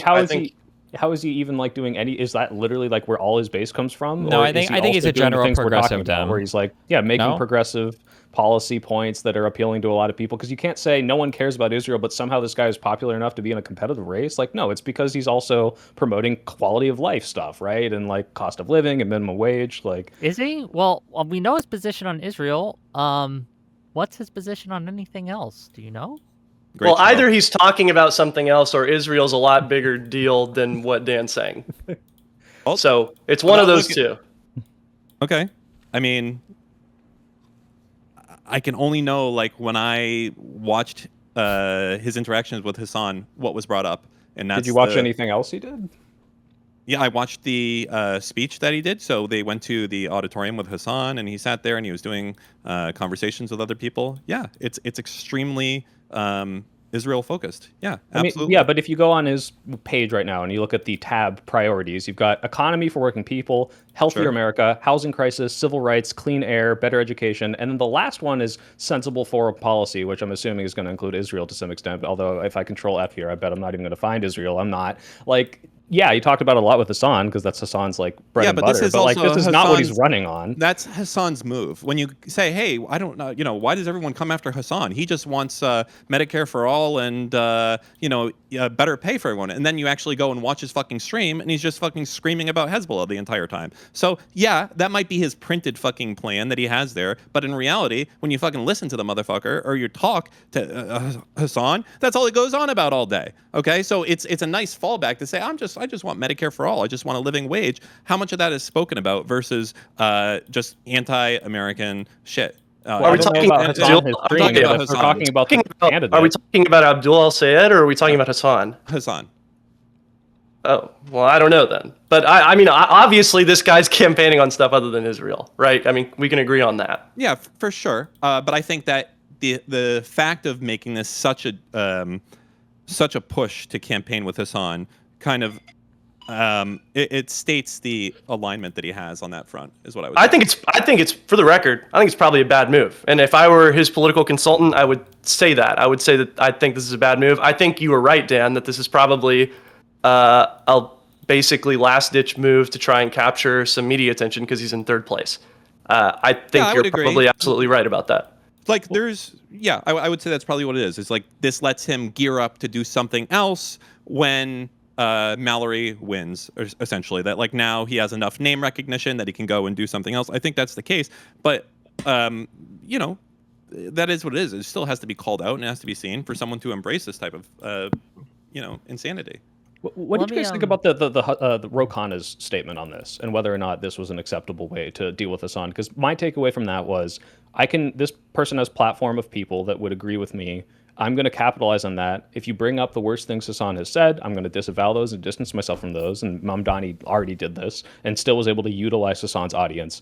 Why is that bad? Or is it bad? You can't utilize Hassan's audience. You're saying something that does not exist. What do you mean? It clearly, do you think can't. Mamdani did not get a single voter from the Hassan audience? Like, do you think that do you think they would have voted for Mamdani had Hassan not said anything about it? Yeah, well, they're going to be Cuomo voters? Yeah. Give me a break. They would have voted for him anyway. Well, maybe they wouldn't have voted at all. They were like, oh, Mamdani's not good enough, right? Like, he's going to capitulate to liberals. Are you saying that with a straight face? Yeah. I'm saying that so if Hassan didn't endorse, then maybe they wouldn't even support him at all, right? So what? Give me numbers or odds there. So let's say that Hassan had 1,000 voting people in New York, okay? And out of those 1,000 voting voters in New York, how many of them you think would not vote for Mamdani if Hassan didn't come out? Didn't appear? Yeah. They're going to be Cuomo let's voters. say, in my mind, this might be an overestimate. I bet he doubled the support from his audience by bringing attention to him. He doubled. So they were going to be doubled Mamdani's support. Doubled the support from Hassan's audience. No, I understand what you mean, but wow. You're saying that without Hassan endorsing Mamdani, Cuomo had a chance, basically. I don't know how slim the margins were. I'm saying that Hassan's audience is going to, in mass, be more supportive of a guy that Hassan endorses than if he doesn't endorse or drives apathy about that candidate, right? Okay. Well, I mean, maybe. So it seems like Mamdani was able to capitalize off of Hassan's audience and also avoid all the worst associations, because once, Cuomo tried to smear him on this, but then once he gets away from that, it's like, okay, well, now I'm just going to distance myself. I'm not inviting him to the upstairs after party. Like, I don't want to associate with this person and the worst things they said, but I'm able to take the good things about this and help me win. Didn't he explicitly disavow? Can I ask a tangential? Well, hold on. Destiny first. Didn't Mamdani have to explicitly disavow Hassan? Yeah, he disavowed him on stage at the debate. Yeah.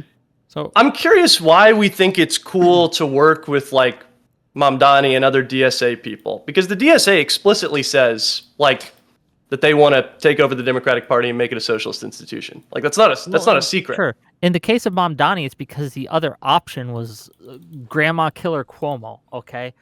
He was so radioactive that he was a worse option than the DSA candidate. The other options were Republicans. Well, but also, but also in terms of what's being said there, though, keep in mind, like what's going on. This is another difference: is that if somehow AOC or Mamdani, even this will never happen, but assume Mamdani wins the Democratic presidential primary, right? I'm pretty sure, like, I would hope like 90 to 95%, only the Muslim thing would be a question, I guess, for some people, but like 90 to 95% of Democrats are voting for Mamdani. Whereas if Newsom wins the nomination, right, what is that? Half of the Hassan hardcore people are dropping off, maybe more. They don't how many Hassan hardcore people do we think there are? I'm curious. Not Like many. voters in the I United think. States? I think Yeah, it's like a. I think it's a voters. 5-figure number or lower. I think it's a low amount of numbers, or the number of people is low. But the problem is by capturing so much of the conversation, it poisons other conversations we could be having. So, for instance, I don't think that the Israel and Palestine was not an issue that was of such high salience that I think it could have cost us the election in 2024.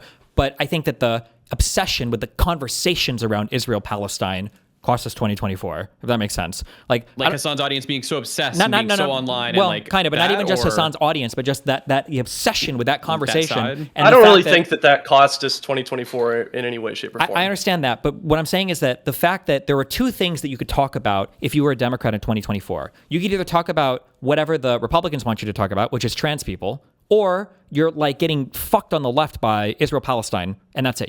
There's like no time where you can ever message on your own message because everything is constantly being either a response to crazy shit the Republicans are saying, or it's more Israel Palestine from the far left. And I feel like the opportunity cost of never getting to have like a media apparatus that allows you to say things and message on things and do whatever is just, it's agonizing. Yeah, no, I agree. I mean, I think that that's something that we should, work to build. And that's why I'm, happy to appear on your thing tomorrow where we're going to be talking about raising money to help elect Oh, Democrats. you're coming? Hell yeah. So, I mean, I think that that's absolutely a thing that needs to be done. But I think if somebody's going to bring these people back from the brink, I know I keep reiterating this, but it's going to, unless we think it is totally impossible to win back people who are nihilistic anti-politics from the brink, then we should be trying. We should be trying to do it. wait, because it's we not- don't want Wait, Democrats hold on, to wait, I back. gotta do this. Wait, stop, wait, no, wait. No, you motherfucker, you can't do it. No, because you're about to say the retarded shit. You can't You're do gonna it. say retarded shit. No, you can't bring them back because Hassan and these other people have intentionally designed their platform so that cannot happen. If this was just an ideological battle in a vacuum, sure, but Hassan will not expose his audience to critical confrontation, the same way that all of MAGA works right now. This is explicitly and specifically how these audiences are designed. That's the issue. Man, I don't know What I was gonna say, real quick. Can I respond to that? Before you respond, hold on. Let Dan get his. Okay, well, thing then I'm out going to and have to respond to both of them. You Yeah. can. That's the way it'll Okay. be fair. That'll be fine. It's not worth going after them because the amount of concessions you would have to give to get one Hassan voter would cost you 20 other voters that would be normal in that case. I think- so that's why is it possible to get Hassan voters? Yes, it is. It It's not worth absolutely your is. time. I just don't understand. but Like, you will guys are lose acting more- like Hassan has like a great China firewall Hold around on, his give it audience. to I him. can't I- like watch okay, him what I'm play saying. games. I'm sorry. I'm sorry. Hold on, I'm hold on. sorry. Let Ryan go, please. I'm sorry. I never raise my voice on these things because I think it's obnoxious. But please, I think it's wrong to assume that Hassan has every person that has ever consumed his content. I won't even be like that. I think it's wrong to assume that Hassan has his audience in some sort of mason jar where they're bottled up and he can't get out. Now, that might be the case. I'm so sorry, just because I feel like I can never break down this. The dog shocking thing is the perfect litmus test of this, and it drives me insane that nobody can see this. Instagram Reels, through these other ancillary means. I think that a lot of the people that watch Hassan casually, maybe not the people that watch every day for hours and hours and hours on stream, but the people who are exposed to his rhetoric in passing and like it and say, I'm really upset about Israel. I really want Medicare for all. Those people are absolutely winnable. And I don't think that he has those people locked up in some sort of mason jar where they're never seeing any other kind of content. I think that They're you're right. No, winnable. you're right. But the problem is that we shouldn't be fighting over those people. We should be synergizing to capture those people. When the Republicans What does that look like? It looks like Kyle Rittenhouse going on Joe Rogan's podcast, where they have a ton of ideological disagreements, but they're recruiting every single person they can to vote for Trump. Whereas if I'm fighting with Hassan, we're fighting over whether or not there should even be a support for the Democratic Party. And also just this idea of you're saying that, like, I don't believe he has this like lockbox on his viewership or whatever. This is how the media environment has worked for the past like 5 years, is locking down your audience and your algorithm as much as Algorithms. possible. How many large figures, Emma Vigeland, Ryan Grimm, Sam Cedar, Taylor Lorenz, all of these weirdo probably Mehdi Hassan, will literally tell you with a straight face that Hassan was not shocking his dog on stream. I don't even know if most people here even know or believe that, think that that's just a fucking meme, but it was true. This is like the most like don't believe what's in front of your eyes ever in order to carry talking point. If the majority of his audience and the majority of the people on the far left over there can sell you that lie, how can we pretend that this is an audience that's readily converted into some like ideology that they all view as being Yes. existentially a Just real threat quick, to it? Bill, please, before you Because- respond, okay. before you respond, let me piggyback off this, and I do want to give it to Marlo because she's being very polite, right? Well, sure. Wait, hold, but also because this is like a 7v2 panel, so I feel like Ryan and Swipe will have to. I understand.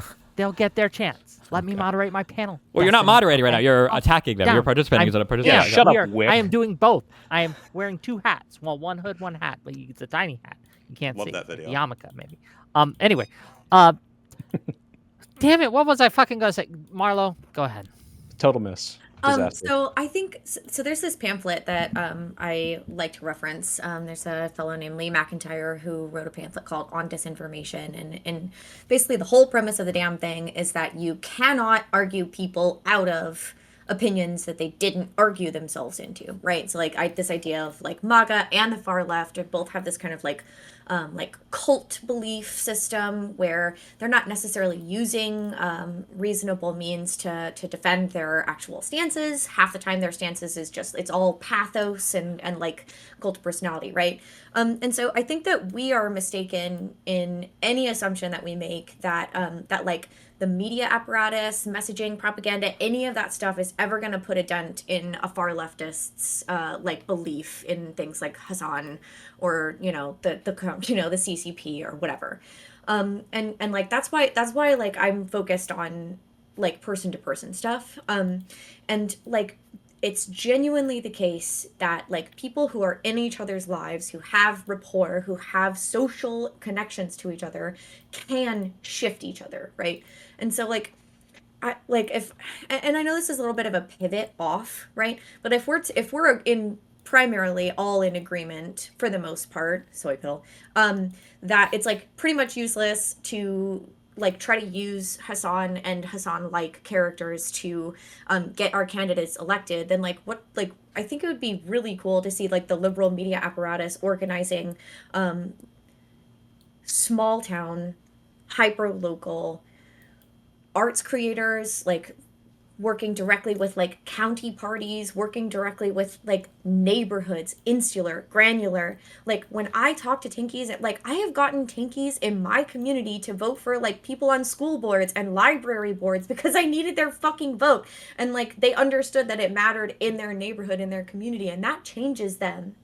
That makes it possible for them to understand that later down the line, maybe Gavin Newsom's not so bad fucking after all. Here's the thing, though. If Hassan is appearing on a PV panel where he is the largest person by far with the largest audience, yeah, it's not adversarial. But at the same time, you have people that are going to be exposed to people like Dylan Burns, who is vehemently anti-Hassan, especially on Ukraine stuff, and promoting things that go against Hassan's Ukraine talking points. They're going to get exposed to me, who will talk shit about Hassan and try to bleed those people over into being less tanky. So the idea that like you'll never ever be able to capitalize on this just because you're not adversarially going on his stream, I think is belying the point that he is constantly going on smaller platforms and exposing other people in his audience to people that will like pull them away from him. Like, does this not happen? No, because you can't name a single person who says, "Oh, I have a lot of Hassan viewers. It was a great experience." This doesn't happen. It never happens.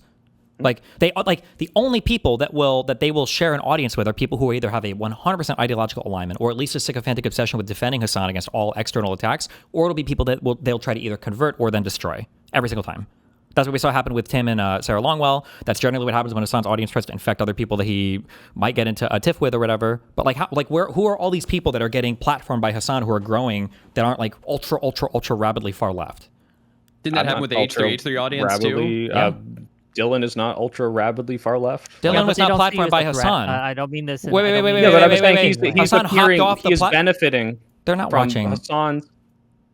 You think they just like immediately tuned out? Like that was completely tepid and he didn't. 100%. Like the main stream had like 300 viewers. How many viewers did Hassan carry?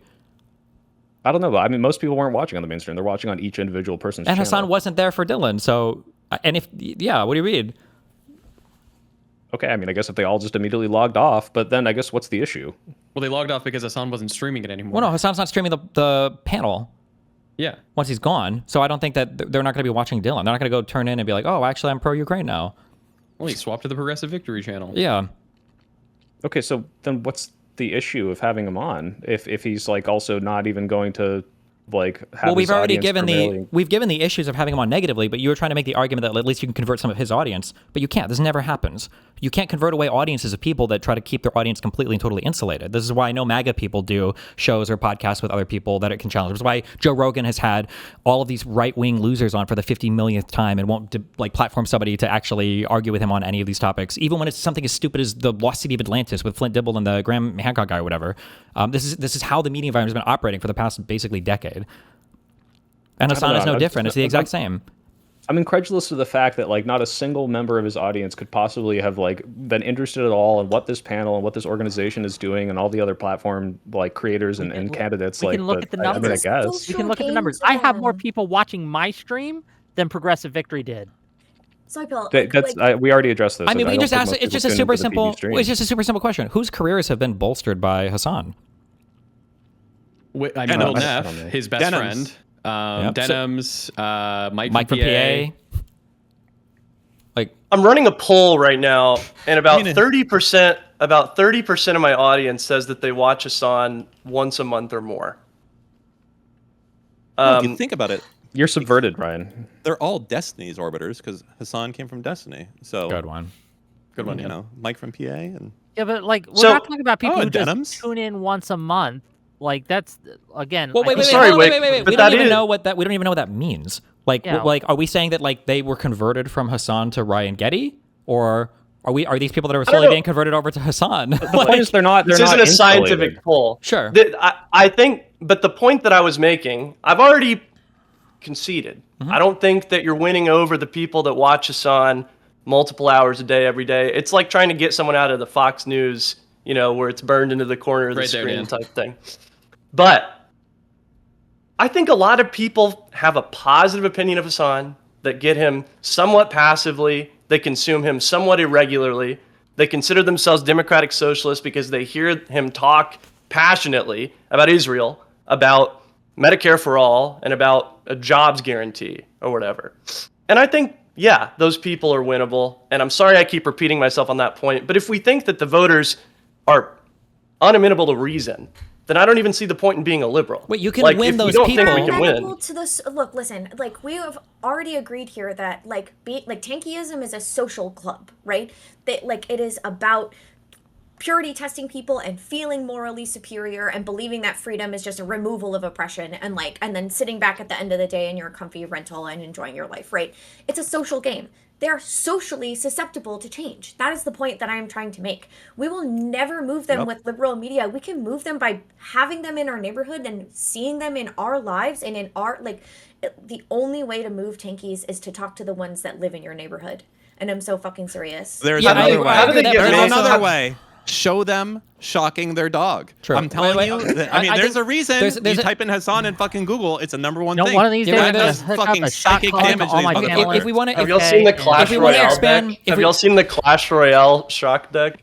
Yeah, it's fucking sick. if we want to expand if we're talking about Hassan's audience of just like normie people that just like scroll his Instagram reels or whatever, and you want to talk about whether or not those people are capturable, I think those people are absolutely capturable. But you don't capture those people by collaborating with Hassan. That's a totally different type of. That's just ideally putting forth positive content of your own or trying to be positively influential on your own to capture those types of people because they're outcompete his just content, they're just correct? out in the ethers of consuming reels and content or whatever. That none of that requires collaboration or cooperation with Hassan. If anything, when Hassan sees those people as starting to encroach on his territory, he immediately launches into the most disgusting, personal, insane fucking attacks possible. To the point about Dylan earlier, what does Hassan say about Dylan constantly? Whenever he brings him up, he's very careful. He's either going over his docs with that empanada, he's calling him a fucking war tourist loser who's obsessed with Ukraine, or he's trying to accuse him of being a lackey of mine or whatever, right? He's whatever he can to destroy these people that he sees who are even remotely a threat around him. But yeah, I think you can capture people in the outer orbit, but that doesn't require collaboration Right, or and approval do from you Hassan. think that Dylan fundamentally made a mistake by going and promoting pro-Ukraine talking points on a fundamentally anti-war panel that was not really talking about Ukraine because Hassan was on it? No, but Dylan is one of the few people who is like so crystal clear on his position on everything that I think that he's always trustworthy to be in those environments. I would never And we're expect him to cool. see bend over backwards on anything to defend any of these other people. And we're cool with the, slightly adversarial, but mostly friendly panel that was last year with Tarlov and Hassan and Tim Miller and a couple other people. It was okay because it was an okay start, but I mean, like, People just have to recognize it for what it is. I don't like if people knew what Hassan was, I wouldn't care how many panels they have because I imagine it would be generally adversarial most of the time. But it's when these people pretend that Hassan is just a guy who wants single payer healthcare and strong social equality or whatever. This is like the math. I agree with that. If you and I know this is like was a meme, but on the PV panel when like all the people are like, and I disavow Hassan for his terrorist support, and I do this, and just so you know, Hassan believes this, and now we can talk. Like unironically, if people just did that before every conversation, where potentially you'd have the same support for a candidate, would that then be okay? Be better. Well, I don't think it does. It just doesn't work that way. It depends on what we're saying. I disavow everything, and now we're just going to have a friendly conversation. That's not the message that you would sell to people. Hold on. And these tactics are understood because I don't disavow everything. If you flip, he's going to support a progressive. That's fine. candidate. But like if I you don't flip this disavow on the that other part. side, look at how they view people in the liberal camp. If you had a single association with anybody that they deem to be bad ever, no matter how combative your association was, they'll always use that to assassinate every single thing about your political ideology. Don't you think this is more to the fact that they're allergic to power and will shoot themselves in the foot, but we can still capitalize on the power that they can lend us? No, that's them using their platform to exclusively try to capture from our audiences while inoculating their own audiences from ever being captured by us because they constantly poison the well. They're not making excuses for us. They're mining for any singular bad things they can find about us in order to discount their audience's opinion of us from the start. They're poisoning the well immediately. Okay, but that doesn't negate the fact that we can use their audience. You can't use them. Their audience will. He is deliberately engaged in a mission to make sure his audience knows that you guys are the enemy, whereas you guys are trying to make excuses for his beliefs. That radicalization pipeline is only ever going to go one way. That's how it works. But I'm not making excuses for his beliefs. That's the whole point. I will shit on Hassan constantly. It doesn't matter. You're saying right now that he's a worthwhile coalition partner. He's a person that's like worth working with. We do have some overlap in belief. Meanwhile, he's saying that all of the liberal beliefs are fake. They're just like it's the pressure valve to ease some of the tensions while they try to distract from corporate issues. It's the Epstein parties. Well, how do you square the circle with like? And again, I don't think this is bad. I think this is a good thing. Like you work with like counterpoints, right? And like I'll work with counterpoints. And this guy has clearly said he'd vote for JD Vance in an election. He's I don't know how many times I can repeat the same thing. Counterpoints is a Republican. Everybody knows where he stands. If he started showing up on my stream, okay, with a tutu, pretending he was a gay liberal or something, and I knew he was lying, I don't think I'd have the same conversations with him. But people know who Counterpoints is. He's a Republican. He's open about that. Okay. But nobody in my audience is making excuses for someone. Like the this is what I'm saying was like there's this moving target of like who's in the tent. It's like, okay, are they going to support the general? I'm so sorry. And it's like it's not a moving target. Right? It is not a moving target. It's never been a moving target. You keep moving the target, but it's not a moving target. The question is do they support the party and the candidate? That's always been the question. Counterpoints doesn't support the party and the candidate. He's an adversarial debate partner, just like Fuentes is not in my tent, but I would debate him. That is not how you platform counter. You bring him on sometimes to agree with like anti-Trump stuff, right? Can I ask? Wait. Anti-Trump stuff is adversarial. It's attacking the conservative party. But you're not attacking him. No, but that's because people clearly are. Wait, people already. No. People okay, no. That was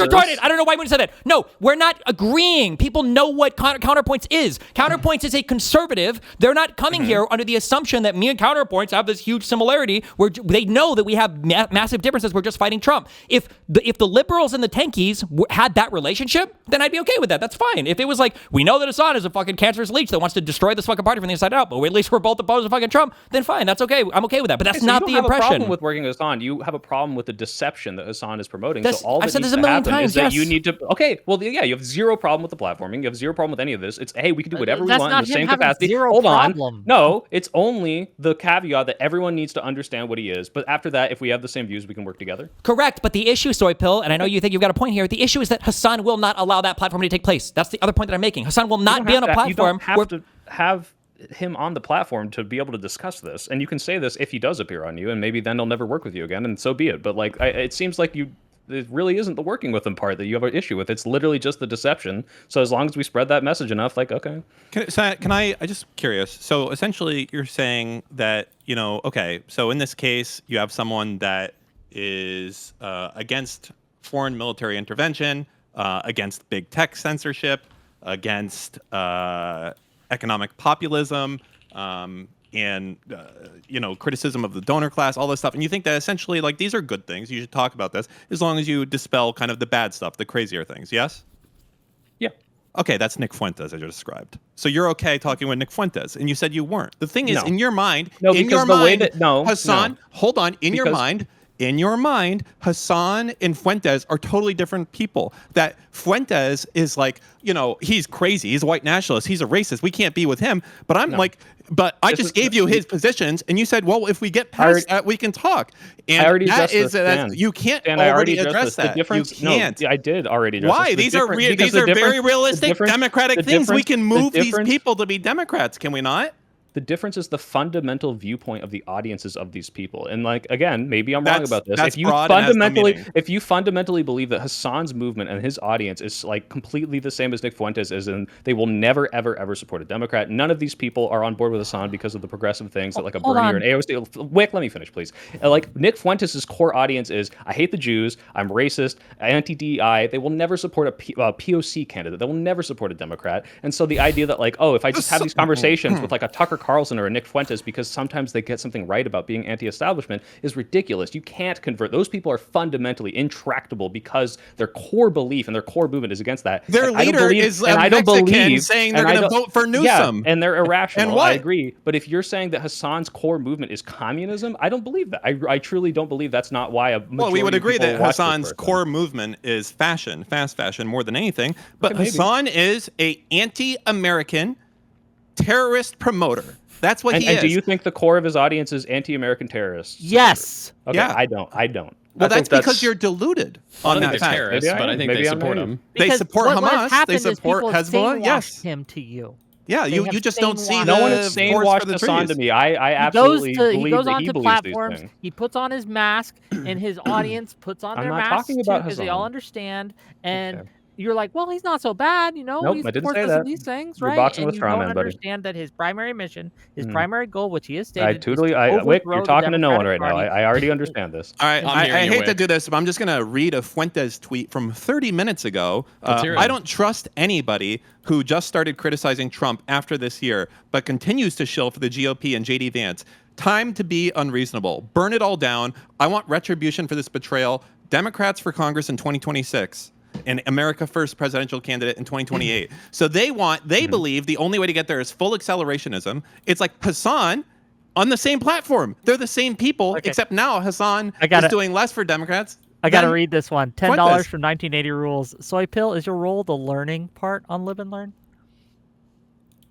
The main thing I don't understand is why you're so willing to be like, oh, Fuentes is crazy. Can't work with him. Not even worth trying to get a single person there. You keep saying that. I didn't say this. I said the core of his audience and his movement is fundamentally opposed to everything that I believe, even when they're saying the shit about the Democrats. I gave you multiple things that you agree with. I truly don't believe. But that's not true. You're saying something that's not true. No, they're not going to be voting Democrat is the point. Groypers are fundamentally opposed okay, so to now we're the Democratic off that point. movement and DEIs. No, this is exactly the point, right? You said they're fundamentally against this. They don't want foreign war spending, right? You agree with that? So that's something they're aligned with. Yeah, there are parts of their platform where it's like in the same way, like I could look at a fucking black pill like incel and say like, yeah, your criticisms of how society treats the way people look are valid, but when you look at their prescriptions, they're not going to overlap at all. And so when you look at, hey, can I convert the Nick Fuentes audience? Absolutely not. Like these are neo-Nazis, right? Versus, hey, a bunch of Hassan's audience who's watching him not because they're like, oh boy, I fucking love Hezbollah and communism,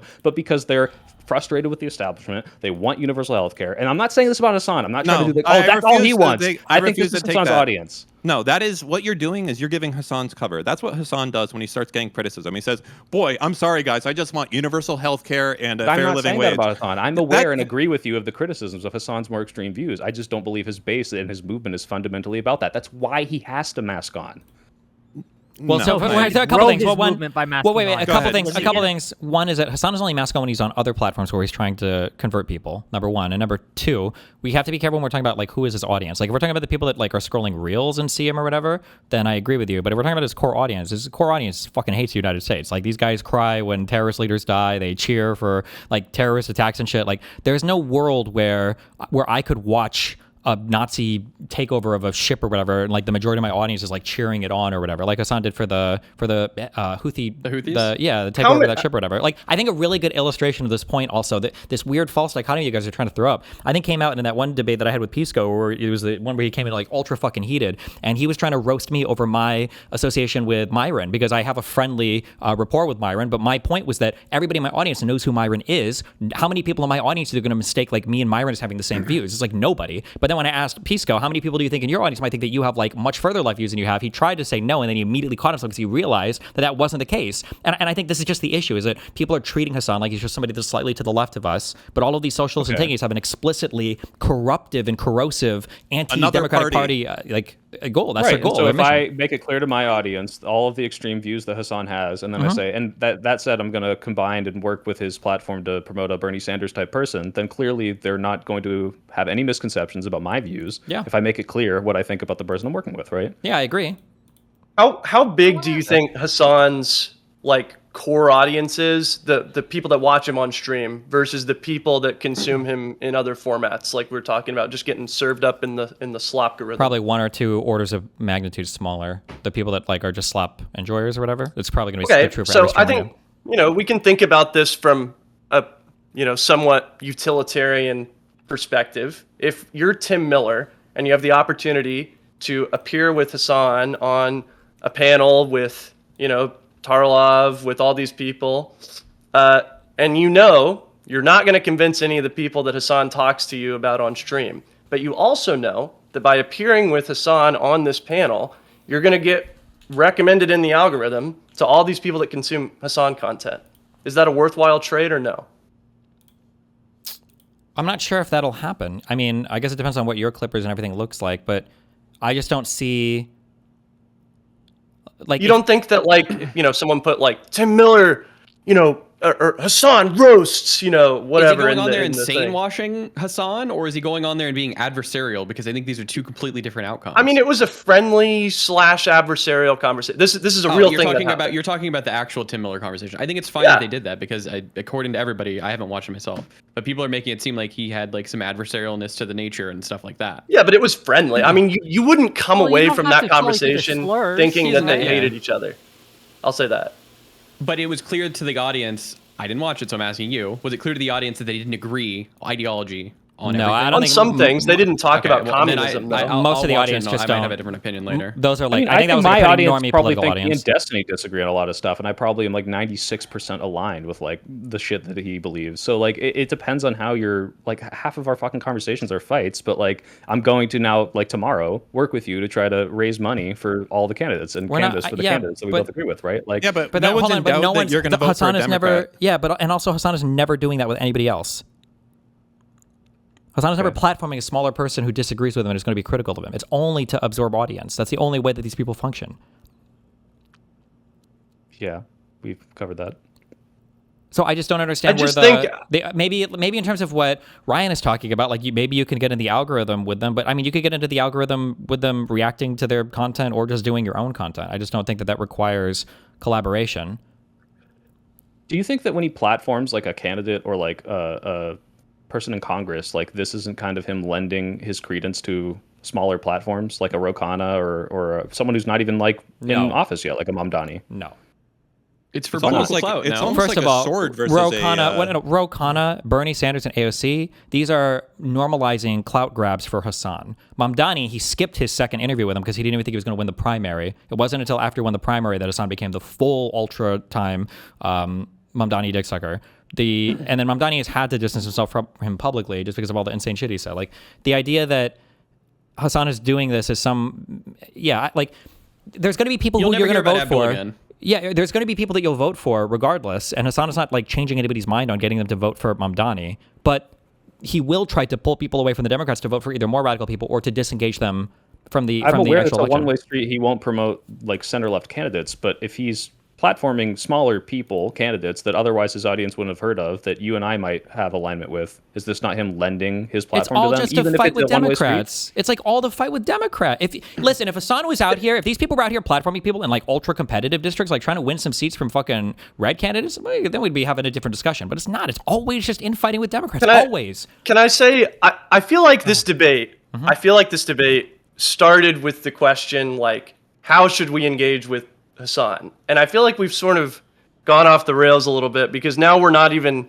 accepting the premise that, like, engaging with Hassan is possible, right? Because y'all are saying, you know, he doesn't ever engage with people. True. Well, I Right? think at the very beginning, we all said, like, yeah, we would engage with Hassan in a Adversarial fighting way, manner. but he avoids it In as an much as imaginary world where he would allow this. Yeah, but that's the crux of the issue is To he be doesn't clear, allow it anymore. Right. Well, then I think I'm just confused about the point of the debate at this point then, because if it doesn't change anything that we're going to do, because he would never engage with any of because us, people are trying like, what's to. the point of having this debate? let me Wick tried to explain. get him on the Ryan, panel hold on, himself. just let me explain, Ryan. It's because just added people him. are advocating that we try to, that we make concessions to him to get him to come to us, right? There is I don't know how large I would describe it, but there is a concerning amount of people who are advocating that Democrat politicians and Democratic influencers do just that. And so Do what, though? we are telling you, we're warning you, basically, and saying wait. that this isn't going to get you anything. You're going to give up more than you gain, and do not do this. Can you play the Rokana clip? I'm curious what disagreements we have with give it. me a second. Let me pull it up. Boom. People, everyone decided to DM me at once. Hold on.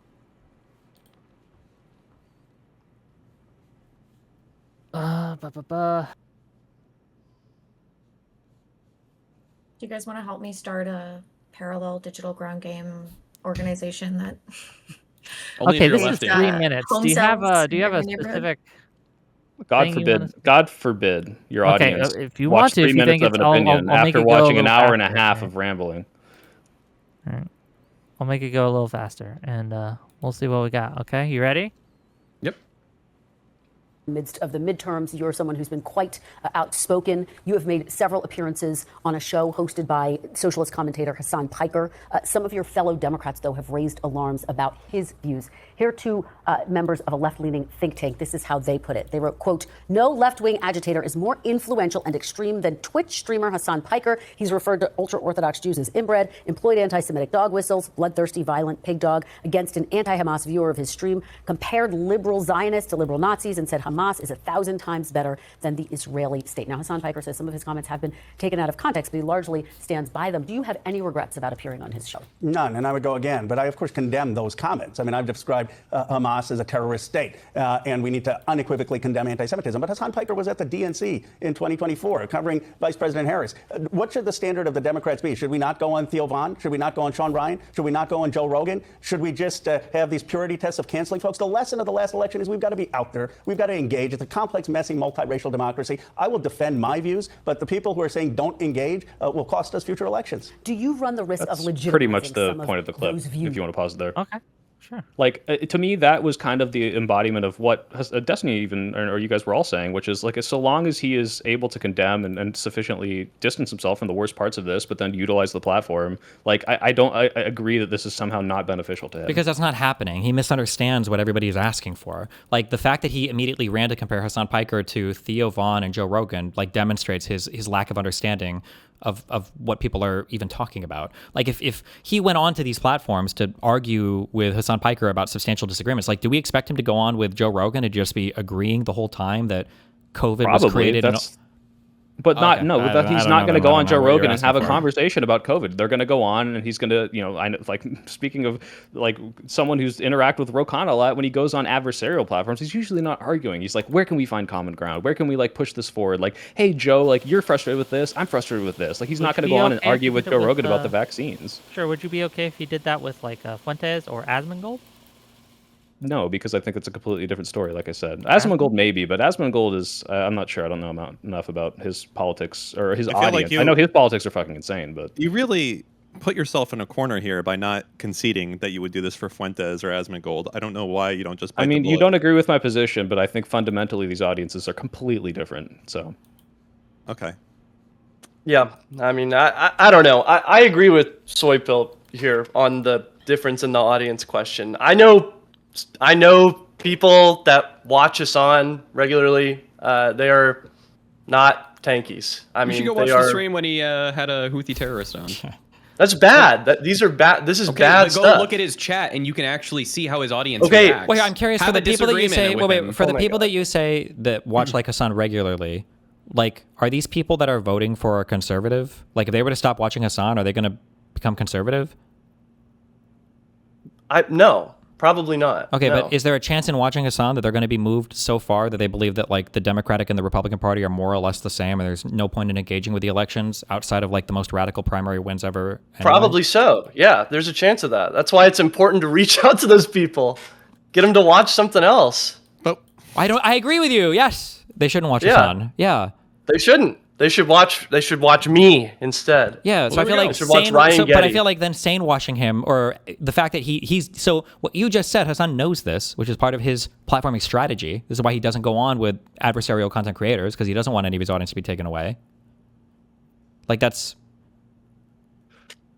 Yeah. I just find You'll only lose. the idea of the debate, as I understood it, was should we go on the same platform as Hassan? And the things that I was thinking of were like Soy Pill going on that progressive victory thing, or the instances where Hassan is engaged with creators like that panel I keep bringing up at CricketCon.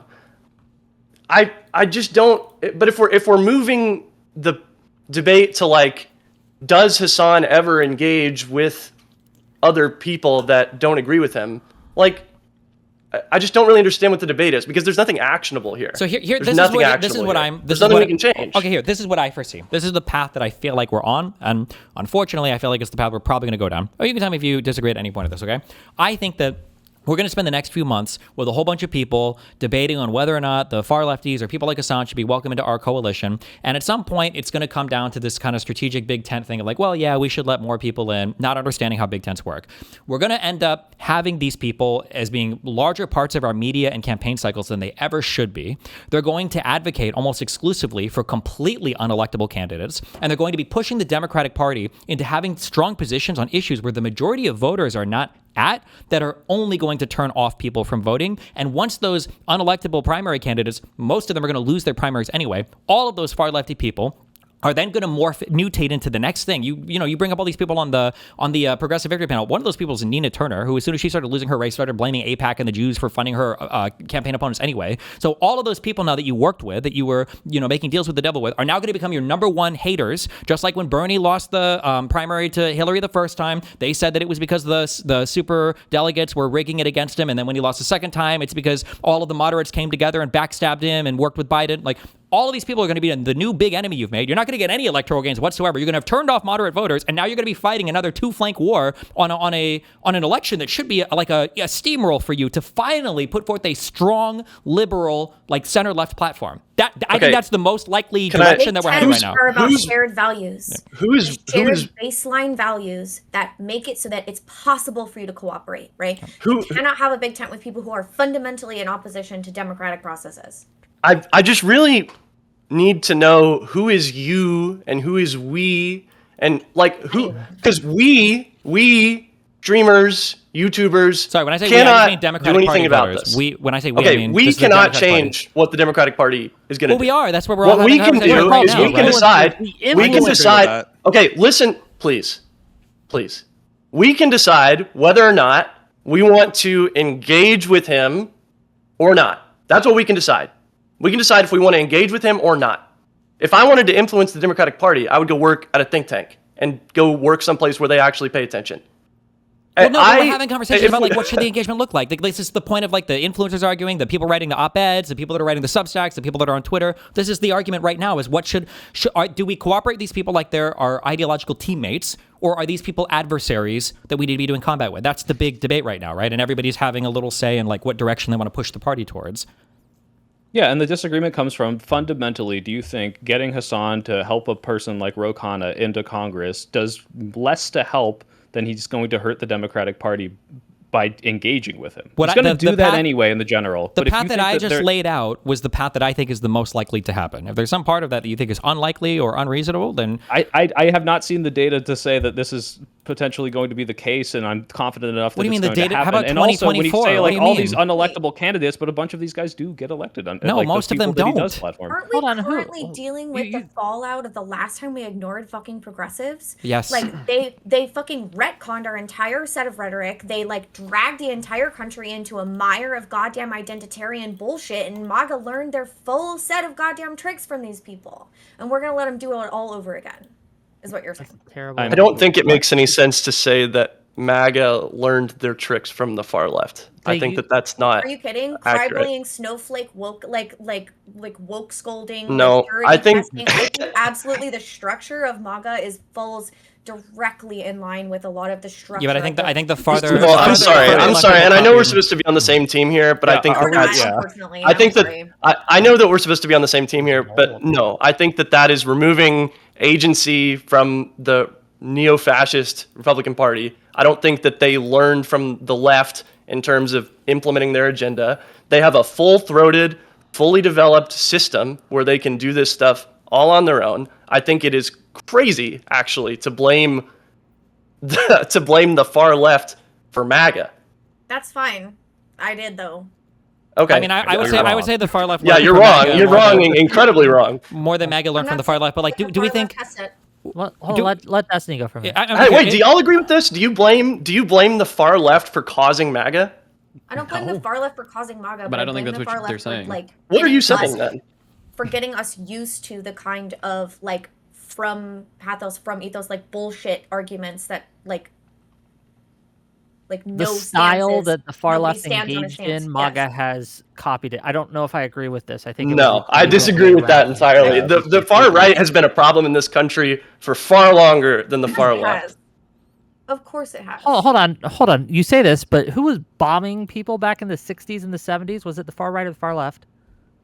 What are you talking about? The Wait, Weather what? Underground. Are you unfamiliar? Well, hold on. Well, Are you yeah, but unfamiliar with the what were KKK? Yeah, the institutions that I asked existed you on a the right direct and civil rights question, and though. everything. The weather, Wait, how no, many wait, let's go. bombs- This is Really, ridiculous, stop. man. No, I'm no, not wait, going to let's go sit to here. Mark. I'm not going to sit here and have y'all say that the far left is the reason that MAGA is a problem. That's I said ridiculous. that the far left taught MAGA its current rhetoric. No, that's ridiculous, man. I'm sorry. That's ridiculous. I don't agree with this perspective, but if we look at 2024, like, do we feel like the far left flank? Do we feel like this was helpful or harmful when it came to the general election? No, but that's not what I'm vehemently disagreeing with. No, here. I agree. I'm not representing that argument. I'm just bringing it back to in terms of like courting them again. Do we feel like the far left was helpful or harmful in the 2024 election? They were harmful because they didn't vote for the Democratic candidate, or at least the ones that didn't vote for the Democratic candidate were harmful. Yeah. Well, then Like, why do we actively think? drove voter Why do we apathy, think? Why do we think it's going to change this time when the election choice in 2024 was the easiest election choice it's probably ever going to be? It's not, but we're not saying it will. We're saying why not help use them to promote other candidates that we agree are good if they're going to. Yeah, but I'm telling you that was a disaster in 2024. So why do we think it's going to work? What's going to change this time? When did we work with the far left to promote candidates we agree on, and it was a disaster? The far left was part of the left. What do you mean? We were all seen as being on quote unquote the same team. What do you mean? Like, can you Bernie address Sanders and specifically- AOC was on Hassan's stream multiple times. Hassan was out at marches, giving speeches to people or whatever, talking to people. I'm sure there are other far left examples but there was three of them.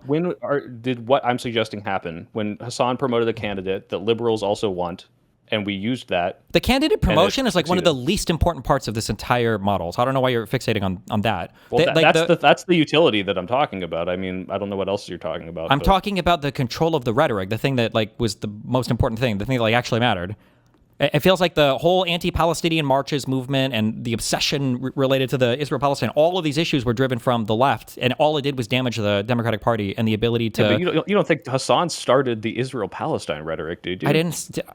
Yes, No, I think he's a big voice in Hassan. it. I think Hassan started all of the Israel-Palestine rhetoric. Actually, No, I know that you is my didn't, but point. like the idea that like the far left was the issue that drove this wedge, and not that people in general were upset with the Israeli policy, is like this is a consequence of the policy, not let's make this bad. No, it wasn't, because any intelligent, reasonable person that has an intelligent or reasonable view on foreign policy would have known that if you cared about Palestinians, that the easiest option there would be to vote for Kamala. It's not even in question. Yeah. The That wasn't far Hassan's left is position the or part the far that's left's driving position. The wedge. Yeah. But the Israel-Palestine stuff disaffecting voters did not come from Hassan and Israel-Palestine. I agree. No, it did. It like, did. That came from the policy. No, the Israel-Palestine should have been a mobilizing issue for us on the left. It became a divisive issue for us on the left that the far left used to attack us. That should have been a rallying cry. Kamala Harris calling for a full ceasefire.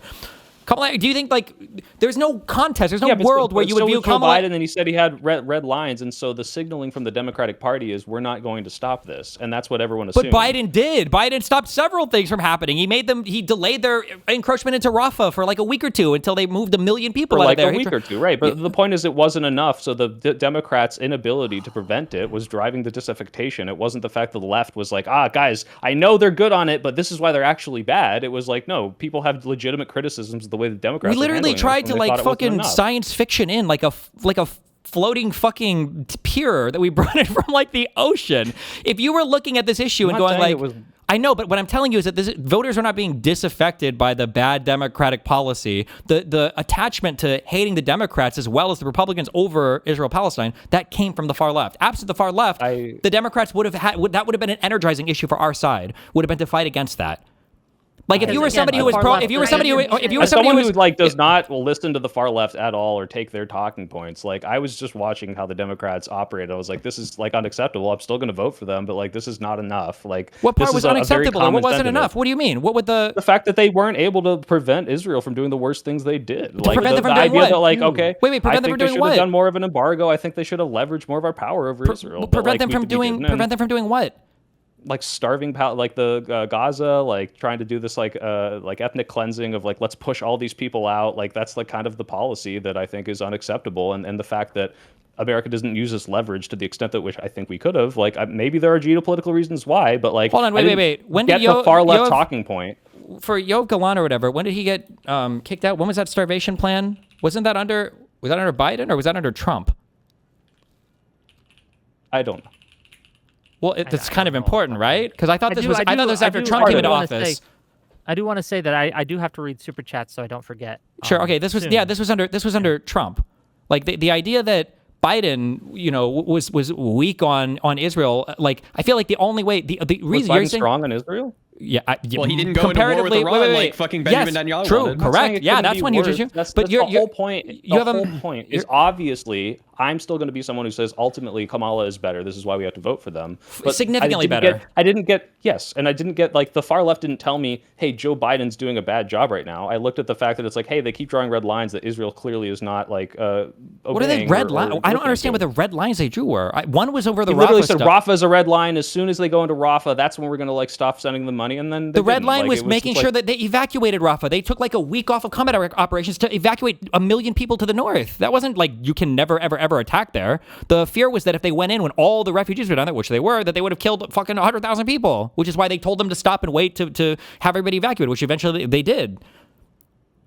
I'm sorry. So are we saying that Joe Biden was strong on Israel? He prevented them from doing the worst things they possibly could have, and like the only reason anyone thinks he wasn't good enough is because the far left told them that. Yes, I think that if absent the far left, and if you're pro-Palestinian, that's great, but that's because you either don't know anything about the conflict or you have a maximalist position on it, which is not compatible with winning elections. So your voice is irrelevant anyway, right? That's the only. There's no reasonable person that looks between Kamala and Trump and is like, man, it's probably going to be about the same for both. Like this is not possible. Well, Hassan does, but yeah, unreasonable. But I'm agreeing with that point. Would you want the United States to go to war with Israel over this issue? But what I'm saying is then that this shouldn't have been a mobilizing point against Democrats. It's like saying that healthcare should be a mobilizing point against Democrats because we're significantly better than the Republican Party on that point. No, I know, but if you're seeing the Democrats not stopping a country that we're allies with from doing something abhorrent in a country, and you're saying this isn't good enough, you need to change this, and the far left is saying awful things like they're not going to be different than Trump, so don't worry about it, don't vote for either of these parties. But the liberal Democrats can look at this and say, hey, this isn't good. Like the far left is not the people that are driving the anti-Israel, anti-foreign policy sentiment against the Dems. That's the Dems and the way that they're handling it. I feel on the exit polling for 2024, it was like 6% of people had this as their number one issue. Like Israel. No, but we're in alignment on like 90% of this. Yeah, but I'm saying that like if you look at the far left, this is their single unifying issue. This is what Crystal Ball wants to talk to Slotkin about. This is what Hassan Ro Khanna stupidly mentioned that Hassan went to the DNC. He went there to join the unaligned or uncommitted Palestinian people who were protesting there to protest against the DNC. Like, this is what he went to the DNC for. This was their singular mono issue. And even if it was your singular mono issue, like if healthcare was, that should encourage you to even harder to vote for the Dems. But it didn't for these people. It was what they used to divide people from Democratic voters. Disagreement about this part. I'm just saying that the idea that liberals or anyone else that's not listening to the far left on Israel-Palestine only think that this was bad or were disaffected by it is a ridiculous statement to say that, like, oh, the left are the ones who primarily drove this, and not they're looking at the ultimate consequences of what is happening and the way that Joe Biden is incapable of stopping them. Now, don't be wrong. Maybe this is Green Lantern theory. Maybe he couldn't have done anything, and it doesn't matter whether or not that they would absolutely be better on it than Trump. But ultimately, looking at that and seeing all these people die and say, hey, why aren't we stopping this? That's the part that made people go, hey, I don't think the Democrats have a good policy on this. What policy did you want them to have? I don't know how you solve Israel-Palestine. I think we should have used more of our leverage, but I don't know if that's going to have made it better. The problem but whatever they were doing, it sounded the idea that Biden wasn't doing enough was primarily driven by people in the far left who were trying to leverage things to the non-committal movement and all these things. That was the message that they were putting: is Biden isn't doing enough. Kamala won't do enough. Right? That was pushed by those people, and without that voice, I think that people would have been much more understanding of the limitations that. Can I just ask, what action would we like people on this stream to take? What action should we either do differently, or stop doing? I want them to vote down the line blue. No, not Hassan people. Us, streamers, content creators. Involved in neighborhood-based political organizing. You can only reach these people through their social groups. I'm going to keep saying it till I die. Go to tomorrow. We're doing a stream for DGG Ground Game. It's basically an organization that is going to do a bunch of on-the-ground stuff. So that would be my thing. I would say that, like, the goal, I think your question is, like, what do we do in regards to, like, the far left people, is to understand that, like, these people are ideologically, like, they're enemies of the Democratic Party, and any kind of, like, association or engagement you have with them should just be treated as such. So, like, doesn't mean you have to never engage with them. I'm the guy who debates the fucking radicalists. Like, I think debating Fuentes or going on Joe Rogan, things are fine, but you have to understand that the type of engagement you should have with these people, because otherwise their goal is to just subvert the party. That's literally their goal. There's stated goals. They just want to destroy the Democratic Party. They're parasites.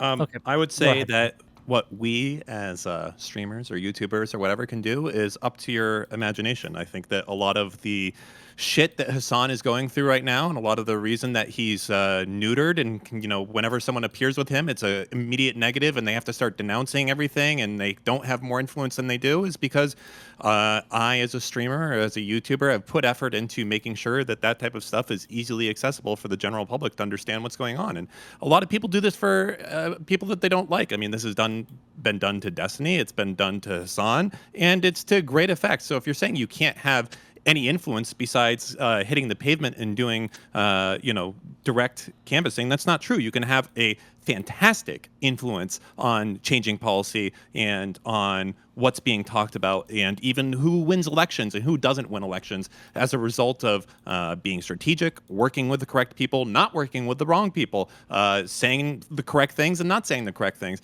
But this means that sometimes you have to sacrifice your pride. It means sometimes that, you might want to go and yap about something or give someone a really hard time, but instead, fuck it. This person, they're going to win, and I want them to be successful, so I won't.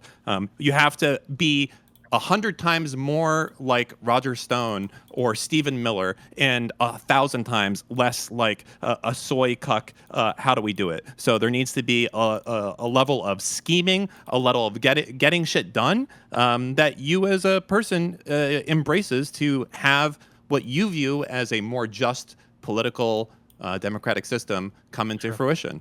And I think that, for me, what I would like to see is that influencers, streamers, etc., speak more honestly about who Hassan is and what he is trying to do. Raise the alarm, sound the alarm, tell people in your audiences, tell people that you talk to, say, these people are not just, democratic socialists who have good ideas about universal health care and all these things. No, make it very clear that these people are subversive. They're coming in to overthrow the Democratic Party. They are not our friends. We do not break bread with them in a friendly sense. We can argue with them. We can have them in our spaces, but they're not on the team. That's what I would like, a direct action, right? Is that good enough direct action for you? No, Ryan? if you do that as an influencer, And you can't talk to me like this, or I'm not coming back on. You're going to be harassed by Hassan's audience hold on. fucking hard. I can't talk to you directly. I have to.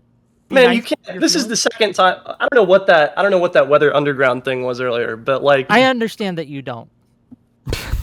Okay. You can leave if you like. Ryan is very well read on history, Wick. He's not. Wait, I think you should have a caveat that if you're an influencer and you try to like go against Hassan, that you're going to get harassed. So you should tell people that as well, because his audience is like no other. They are probably some of the meanest people on the internet.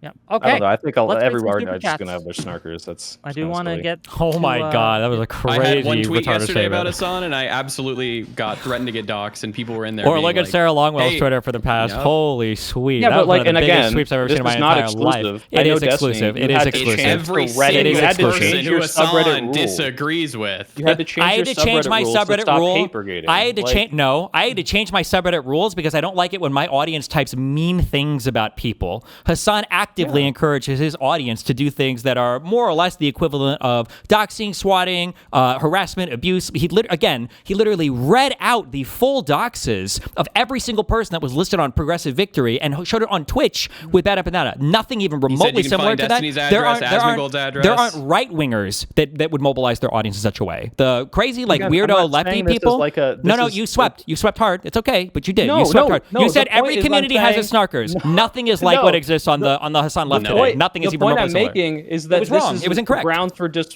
dismissal because I think that like Nobody if said it you, was grounds for example, dismissal. Mooten just if said you- to be aware that when you interact with these people, you are going to receive probably the worst harassment that you've ever gotten anywhere on the internet. maybe which I is haven't true. got it He from the wants Hassan community. I gotta influencers shit You to on haven't Shut gotten up. it. Of course I you haven't just gotten wanna it because give you him an sweep. MP You for sweep that. for them. Why would they harass you? You're one of their strongest like centrist warriors. Of Don't course. sweep. I literally am You calling just Hassan a swept. fucking dipshit tanky terrorist all the time. Like, That's I don't fine. know- Yeah, but you're saying that there's like an ideological value here to collaborating with him, and he knows there is because he's using you while you think you're using him. So of course the sweeping is going to be preferential for them. How is he using me if he's got the platform that's 1,000 times bigger than me? Because he's got people like you defending the fact that he's a useful person and are part of the discourse of encouraging all of the other libs to work with him. That's his like biggest campaign right now on the internet, is trying to convince the Democratic Party to work with him and to be a part of his project.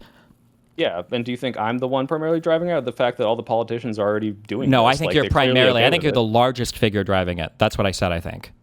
Do you think I'm even like making a dent in it, or am I like, hey, I think these Democrats actually have like something to gain from this? Actually, that's a good point. I think if you're not like making a noticeable dent in the public sphere, I think that none of your behavior actually matters whatsoever. So you should basically just do whatever you saying, want. Jesus Christ. No, that is that's you. not You asked a retarded hypothetical where you were obtuse one time. You have to and read then super asked- chats. And then you did the second time You you were have to obtuse in read the other super chats. direction. Like if You you're gonna be have to obtuse, I'm read gonna answer super chats. obtusely. I'm not trying to be obtuse. You Okay, are. sorry. Wait. Do you think that whether or not you're making a measurable dent publicly is like a You're saying relevant part? Hassan is using me. And I'm Yes, like, and people what? like you. Like, Yes, you're a yes, useful idiot for yes. him. Not Okay. maybe not. But you're not. Might be the person who's moving the needle Okay, on Hassan. okay. I think this is a Okay, good time to okay, read okay. super chats. I Okay. think this is a good time to read super chats. Thank you. Okay. Well, I understand. I'll get to it. I promise. Right? Content first. Super chats next. Here, $20 from Secular Baron 8. Opened up YouTube to find Hassan Slop live. Thank you, Wick. Yes, it's in the title. You're going to click on it, and that's what we're talking about today. Riz, what the fuck, for 20 pounds, I should say. I always appreciate the wide range of views on your show, no matter how controversial they are. But you've crossed the line, platforming Mr. Mooten, who partakes in elderly abuse against Dan on stream 6 days per week. Do better. Damn. I'll do it 7 days per week, sorry. Damn. Okay. Hedonic Samuel for $5. Wick, tell Dan I love him. Hedonic Samuel loves you, Dan. Okay. Oh We're- God. Yeah. All the I love Dan people. Hello. I know all you fuckers are out there watching. Enjoy it. It's fine. $5 from Word of the Wise. Progressives need to separate themselves from the tankies. Neo-progressives should be a movement away from tankies. We could develop a litmus test. Okay, fair enough. $5 from Javakia. Should pro-Palestine protesters be welcomed under the Dem tent? Sure. Does anyone disagree with that? Yeah. Listen, the only metric that I allow people in the tent is if they vote blue, no matter who, and they've done it in the last election, no matter the candidate, then yeah, they can come in my tent. Otherwise, My fuck off. experience is that pro-Pally demonstrators don't vote blue, but that might just be my selection bias. Okay. $5 from Word to the Wise. Differentiate our normal progs from tankies. Ask about private property and voting for Dems. Pragmatism, incremental change, etc. should be the test. Fair enough. $20 from Kingler. The most damage Hassan can do besides using his influence to elect illiberal candidates would be to allow MAGA, making Hassan the example of the average Dem. What's the response to that? Okay. They do that already. Fair enough. $5 from Stormwolf. To quote Marlowe, fry the far left. Fair enough. $5 from General Grievous. At Soypill. Kat Abu Ghazela is a democratic socialist. Hassan and lefties arguing about her is not working with liberals. They support her because of Israel-Palestine. Any response? The point was that a bunch of his audience was ready to completely disavow her because of her comments in Taiwan, and Hassan was having the, same internal critique, not the same exact same, but same in the general sense of who do we disavow completely, who do we purity test, and saying, no, don't purity test. This is how we gain power. Let's elect people that are mostly aligned with us. So the fact that I was using this as an example to say that obviously this conversation does happen on the left as well. Sure. £5 from Riz What the Fuck. Republicans going to run ads showcasing Democrats set next to a man saying America deserved 9/11 into eternity. He's radioactive to the electorate. True. $20 from Kingler. Fuentes told his audience to vote Democrat. Hassan said he would vote third party depending on who the candidate is. $20 from the empty one.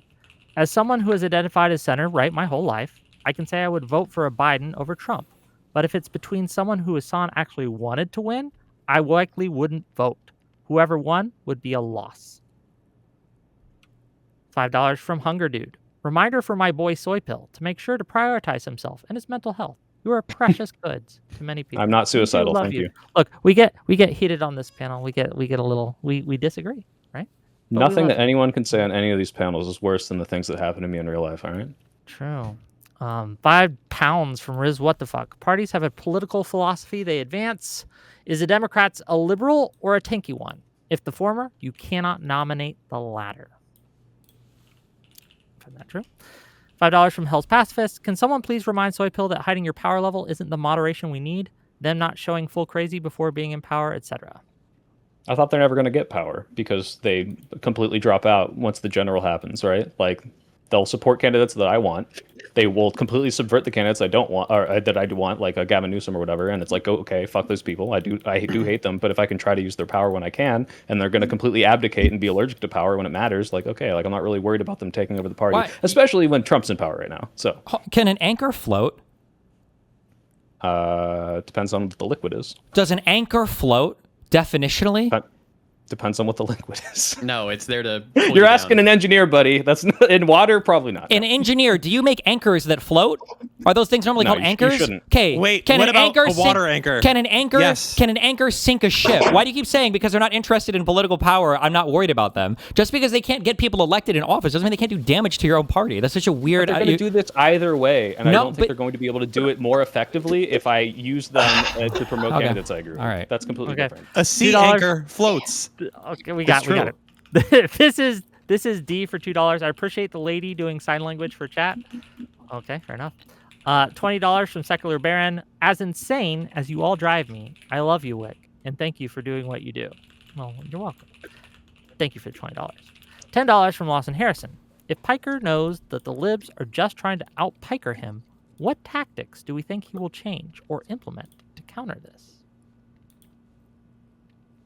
I'm not really sure I understand the question. What does he mean by out-Piker? I'm not sure. Yeah. Like, if he's asking if Hassan's trying to bleed off people from us, and then he thinks people like me are trying to bleed off people from him, how does he counter that? I don't know, man. That's politics, though. Trying to convince people of your worldview. That's the whole game. That's what we do. Ideally. No, that's not. No. Trying to convince somebody on a two-way street is what we should do. It's not inviting people that they're masking up and they're trying to subvert your movement, and then you work with them like they're equal. That's ideally not what you would want to do. I think we just disagree on the gettableness of the large part of Hassan's audience, and that's okay. Sure, that's fine. But we can take different perspectives on it. I'm curious, just as a broad example, can you think of a time on the right where they play this game, where they do this thing? What? Can you think of any time over the past 10 years on the right where they've invited coalitions that they know are trying to destroy their party and aren't willing to support their candidate in the general, but they're willing to make some gamble with them anyway? Can you think of a time over the last decade where the right has done this? I'm not talking about the politicians. I'm not talking about the politicians. The media apparatus as well. The media is fair too. Well, Destiny, as much as I agree with you for the most part of this, I think that that's kind of a bad comparison to make, because they're fundamentally just operating with authoritarianism, and populism, and unfortunately, the liberal ideals are it's like we're asking people to join us over shared values, not just a candidate, right? And so it's a more nuanced problem when you're quite literally trying to have a cooperative of people who Sure, I don't necessarily disagree. I'm just saying that the strategy here is one that I don't know if I've ever seen this employed before in a successful manner, and I know the right certainly doesn't do it. It's like a counter, and this makes you wrong, but I feel like Trump didn't he have Nick Fuentes for dinner, or Kanye for dinner? Yeah, he did. It was with Kanye. Yep. But what happened? I don't know your argument. Wait, what happened with those people though? He hosted these people for dinner. Out, right? Well, and then once they started to become disloyal, what does Trump do? He attacks them. He excises them from the party. Look at how he's treating Marjorie Taylor Greene today. Look at how he's treated everybody that's ever worked for him in the past. His lawyer Cohen. Look at how he's treating. You just asked for examples again. I'm not trying to say the point was wrong, but that's what I can think of. Sure. Well, but wait. But wait. Those examples are in my ballpark, because when they were invited, it was because Fuentes was a supporter of Trump, and it was to try to get Ye to not run for president so that he wouldn't detract from his campaign. It was when these people were seen as friends, as friendly to the movement. Okay, $10 from Kingler. When Hassan advocates for liberal, quote-unquote, ideas like healthcare and anti-war, he does so framing it against the Democrats. $5 from Everest. Why is it assumed converting Hassan's audience excludes attacking Hassan? Vids attacking others almost always get more engagement. Yeah, good question. I agree with that, and to be clear, I'm again very not opposed to attacking Hassan for all the shitty stuff. Yeah. He's got a lot of bad politics. Sure. $5 from John Lee Castle. Wick, nobody but YouTube weirdos gives a F about these niche topics like Hassan, or the proprietary internet definitions of things like communism. I mean, I do shows that I want to do, and if you don't like the show, you don't have to come watch. But thank you for the $5. I appreciate it. $5 from Zach Engler. We all understand what the word influencer means. Yes? No. I don't know, actually. What do we think? What do we think the job of a political influencer is? Because I don't mean this in a gotcha way. Whenever I've started making political videos, and this is what I've said before, and in many other circumstances, this is the reason I got into making videos, is because I have a certain idea of what liberalism ought to be, and I want to expose that to a wider audience. I mean, that's why I got into this. I don't conceive of myself as primarily trying to get the Democrats to adopt strategy A or strategy B. And, that can be something that other people focus on, perfectly valid thing to do.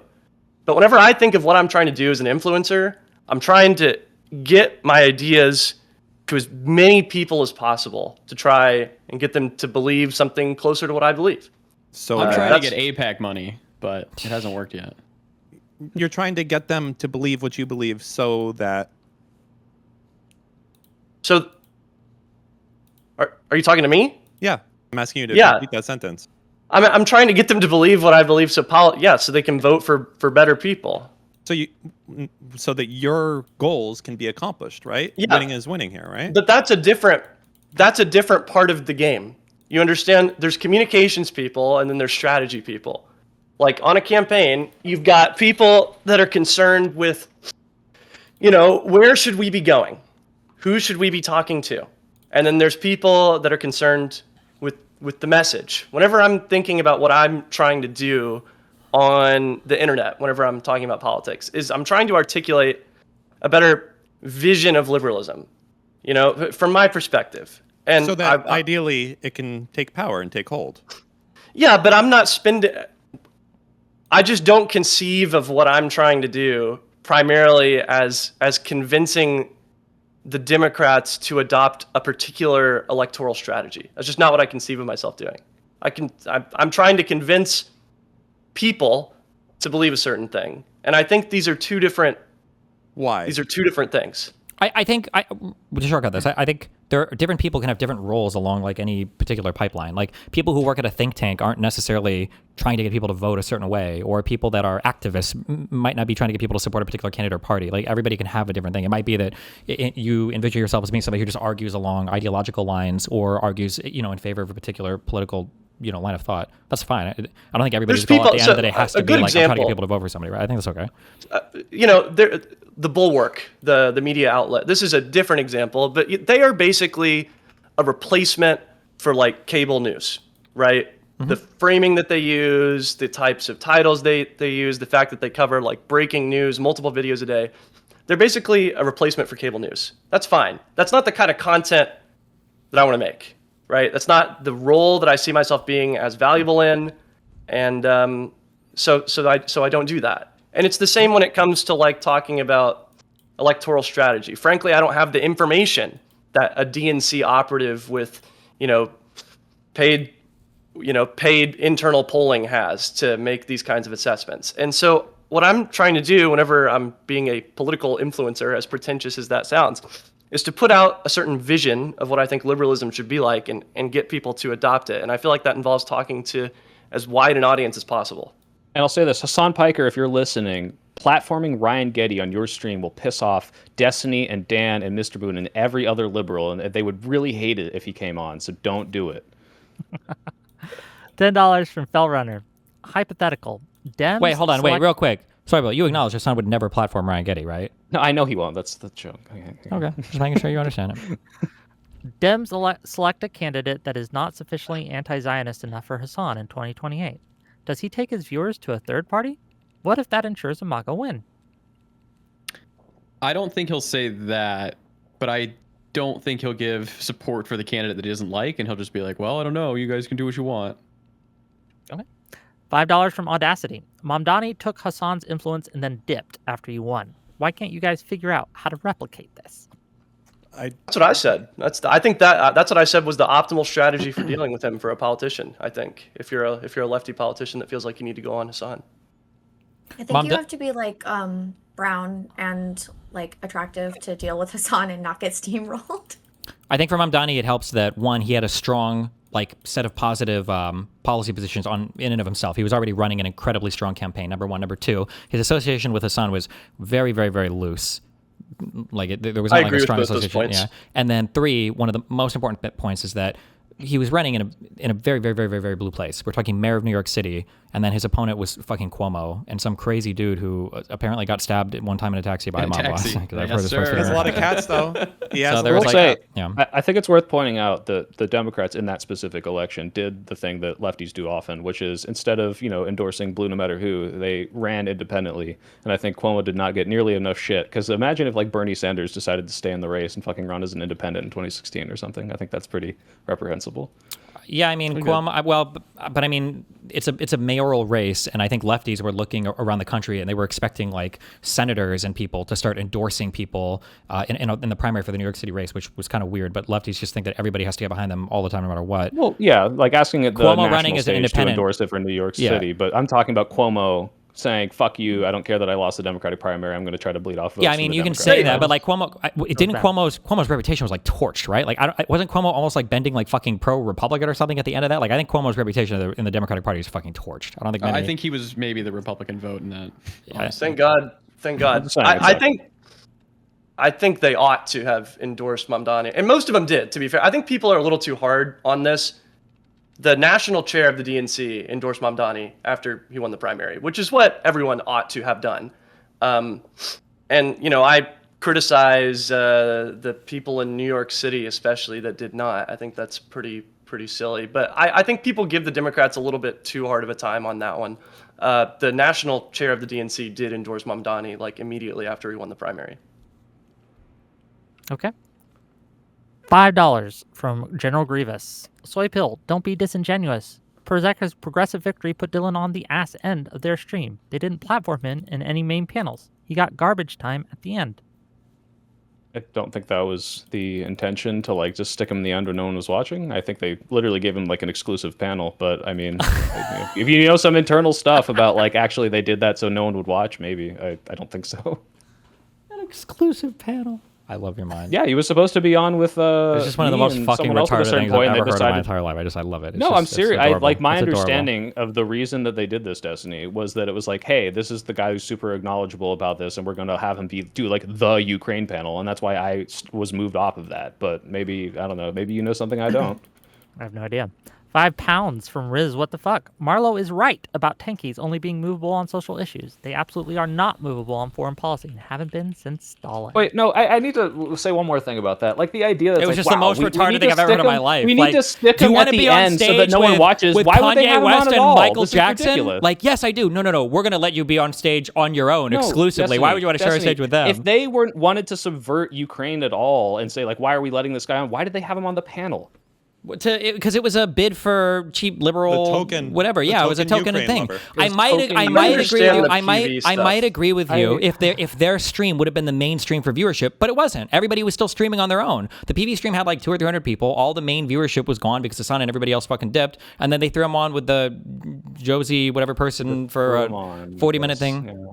Yeah, It is- they did, right? They did. Wait. They did throw him on at the end with no other large people, right? That is what happened, right? He was at the very end, Dylan and it is was the with no large person at the Ukraine part. That's the point. Okay. Okay. It is- you know, Yeah, it's just like it is it's like funny. yeah, Calling- they want to subvert the Ukraine movement, but they also want to lend credence to it. But also they threw him on at the end, but also they had him on at all. Like this seems ridiculous. Someone's to me. gonna have For to sure. explain the PV lore to me sometime. I feel like I don't know what is happening there. It's at basically all. a microcosm of everything that we're talking about now, believe it or not. But yeah. Yeah, it's a good example, but that's another day. $10 from It's Fishy. The viewers Ryan is talking about are not essential compared to swing voters, who we can make them blue voters. We have the chance to get swing voters and show that the Dem Party has their back. I don't know if you want to talk to that or not. I think you can do both. I don't think that there's anything mutually exclusive about influencers trying to win over Hassan viewers with politicians trying to win over swing voters. I think that's the ideal situation, having that kind of separation. Deniability I mean, for the the politicians. act of doing that dissuades voters you can get, dissuades seniors, dissuades swing voters. The simple act of trying to do that, any type of placating you do, it's a net negative. There's no winning. It's just a bad. If you care about winning, it's the wrong thing to do. I just disagree that the influencers trying to win over Hassan voters are what the swing voters care about. The people who are notoriously ideologically incoherent, people who don't pay attention to politics very much, mostly. You're right. They don't care. All they know is they see on Fox News, hey, this guy's hanging out with a dude who said America deserved 9/11. You're If right. Fox News wants to put me on, Winning is winning. make that- The ends are all that matter. You can't be here like, well, if that happens, I mean, that sucks. That is what's going to happen. Live in Dan- the reality we're in. We got to do it. We can't imagine. It's I'm not sorry. gonna happen. The reality that we're in, the debate I thought was, should liberals engage with Hassan? And then the Only debate shifted. adversarial. Yeah. And then the debate shifted to, well, actually, we're going to complain about Hassan not platforming liberals for the whole debate. And so there's the reason why I was asking for something actionable is because I don't really know, like if we're in the situation where Hassan is not going to, platform smaller liberals or whatever, there's nothing we can do about that. And we're kind of just talking about nothing. But I mean, if Hassan platforms liberals, I could give a fuck. That's the debate. That's what the debate is. The debate is on if Hassan should platform liberals. The debate is on if liberals should engage with Hassan. That was my understanding. Okay, engage meaning like should we have adversarial? How should we engage? Yeah, that's a very different thing. We should like not have like friendly like Joe Rogan like, hey, what's up, dude? Yeah, hey man, so fucking what do you think of that outfit? That was crazy, huh? No, not that. No, but more like holding to account. So hey, like when October 7th happened, you had a lot of parachutes going by in your chat, huh? That was pretty wild. What's going on with that? Those are the types of things. Sure, engage that way. Okay. $5 from Soypill's favorite, Tallybots. The Hassan Crooked Con panel was only positive because Tim pushed back. Outside of that, it was very bad look. to legitimize him in that way. Thank you for I don't know. I don't know if Tally's going to vote for the Democrat in the general. She She's might not. subvert it, and I think you should stop talking to her, unless you're only Hold on. opposing her. $10 from It's Fishy to say, continued, those swing voters will be turned off by Hassan. We need to swing Max and expel Hassan to stop him for poisoning a brand at a time when we need to solidify swing voters to our side. Thank you for the $10. $20 from Kingler. Counterpoints isn't looking to supplant the Democratic Party, which is explicitly the lefty goal. He is absolutely, isn't he? He's literally part of the Republican coalition. He wants the Democrats to fail. He wants J.D. Vance. He wants John McCain. He wants any Republican to win and have the Democrats have no power. That's his goal. But I'm willing to work with that person to make anti-Trump stuff, just like the fucking Lincoln Project people. $10 from 1980 Rules. Soy Pill, is your role the... Oh, I already read that rule. Sorry. $5 from Soyaddle. Does Hassan's deception justify making the DNC undemocratic and freezing him out? I don't think he should be frozen out. I think that the people should just not want him there in the first place. And also, yeah, if you're going to go to the DNC, and I think was the plan not to like subvert the DNC at the DNC in a time when they need support, like, yeah, that's a completely legitimate reason to cut this person out of the event. $10 from Adam Defunded. It seems there's a lack of clarity in the discussion about Hassan. The main issue is whether we're focusing on classical liberalism or the post-liberal ideas that arose over a century ago. Thank you for $10. $10 from Robert Paulson. Wick TV. You gave a whole evening to Kung Fu Joe, the guy that says it's okay to hit your wife and you don't need consent. Bang her. Your argument for not platforming certain people is a bit ironic, yeah? Once again, to answer this, my argument isn't don't platform people. My argument is platform them correctly. So, like, make them your co-host on a podcast? Everyone debated him. I brought people on to debate him all night. Right? Why do you have a co-host that you fundamentally disagree with their political movement who is subverting the Democrats and doesn't want the Democrats to win? It's okay to talk to these people, but I would never say that they Wait, not adversarially? Just have a friendly conversation about things you agree on? And it's on, if we're talking about Talibots, yes, I think it's okay. It is okay to have fundamentally a different thing than Hassan is. Why is one okay and the other not? Why is Hassan okay, but Fuentes not? Why is it okay to have a because friendly conversation about things you agree with? Because there are different people. Your same answer, buddy. Right? Her values are, I don't want the Democrats to win, and I'll vote for Trump, and I'll vote for anyone that'll make the Democrats lose, right? By the way, I think this is okay, so long as you make your audience aware of what her actual goals are and don't let her spread that. She makes the people aware. The way you know that what her goals are is because she tells you. Okay. Well, I think as long as you're informing your audience about Hassan, which I agree with. Again, I invited Hassan onto this panel. Yeah. Like, you guys keep doing this straw man, and it's kind of annoying where you say, well, are we talking about Hassan being platformed? No, we're talking about how we engage with him, how we platform him. And yes, one of the options is, should we platform him at all? But I think everyone here agrees that there is some level of acceptable platforming or acceptable engagement that is fine. It's just, what are our lines? Where and how, and that's where I think the discussion is. That's, to me, it's interesting. So, okay, I have to reload because my thing clicked off. While you're doing that, Destiny, on our last time we talked about this, you said like the majority report people, like they can't be in the line either because they're so vehemently pro, like, hey, Biden's a genocider, Kamala's a genocider. Even if they are selling their whole audience, despite this, you need to vote for them. It's better. Is that still the line, or is it the probably? I would have to go back and look and see if they ever even like how ardently they even supported Kamala. Like, so like Kyle Kalinske endorsed Jill Stein and didn't really support Kamala in the election. So that's I think but do you think Kyle Kalinske should hold on? This is the next super chat, buddy. Okay, $50 from Pondering Politics. I've missed most of this and can't pop in the moment. But Hassan aside, where's the panel? Where is the panel, specifically Destiny, on Kyle Kalinske and Mehdi at this moment? Hassan does he consider either of them political allies? And if not, what would it take for him to consider them such? Mehdi is the outer perimeter. I have a special place in my heart for my wonderful Islamic I don't know if he still is Muslim or whatever, but like, and I just accept that they will be brain broken on some foreign policy forever. But Mehdi, there is just no question that Mehdi supports the Democratic Party candidate. He's probably the furthest out person that I know. There's just no question. Kyle Kulinski is an easy out. Like, this guy doesn't. He 2024 is just such an easy litmus test. Like, it's just such a. It feels like talking about foreign policy today in the United States. Like when I'm trying to seriously analyze like the 10-point plan from Iran. Like, I don't know what the fuck I'm supposed to say about this. This is the dumbest shit I've ever heard in my entire life. This is like Crayola crayon tier. Like I would have to eat Crayola crayons to even begin to get into the mind of whatever is going on with this. And it's the same when it comes to 2024. If there were serious doubts in your mind about supporting Kamala, you're a deeply unserious political actor who's not worth engaging with in any friendly manner, I think. Okay. I agree with all these criticisms of Kyle, but Kyle is far less radical than Hasan. And do you think that it's possible to platform or work with on the same platform Kyle without being adversarial the whole time? No, I wouldn't risk it. No. Oh, okay. I don't know. $20 from Danimobile, the Bruce. Chorus was a liberal attempt to reach the areas where casual Hasan viewers are, and the leftist media machine came together to destroy it because it was supporting Democrats. Why do we think they will be willing to work with us? $10 from Doom.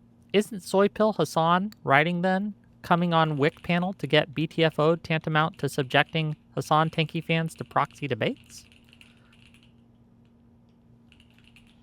I think what they're saying is that aren't you like our proxy Hasan, like our strawman Hasan? I don't know. I guess no. I'm fundamentally opposed to Hasan's politics. So fair enough. £5 from Riz. What the fuck? Does Soy think his view of Hasan's place among Democrats is conflicted due to largely agreeing with him on Israel, as he said on his show last week? I don't agree with Hasan's view or characterization of Israel, because while I have plenty of very good reasons to dislike the Israeli project, I think the way that Hasan talks about it is unhinged and like he will literally turn any issue into, and this is why it's an Israel-Palestine debate. So this is like hey, you came to the similar conclusions for the completely wrong reason and have dumb prescriptions. Like it's in general, though, you would say that you pretty much disagree with Hasan and everything. You're not a fan of the Hasan stuff. Yeah.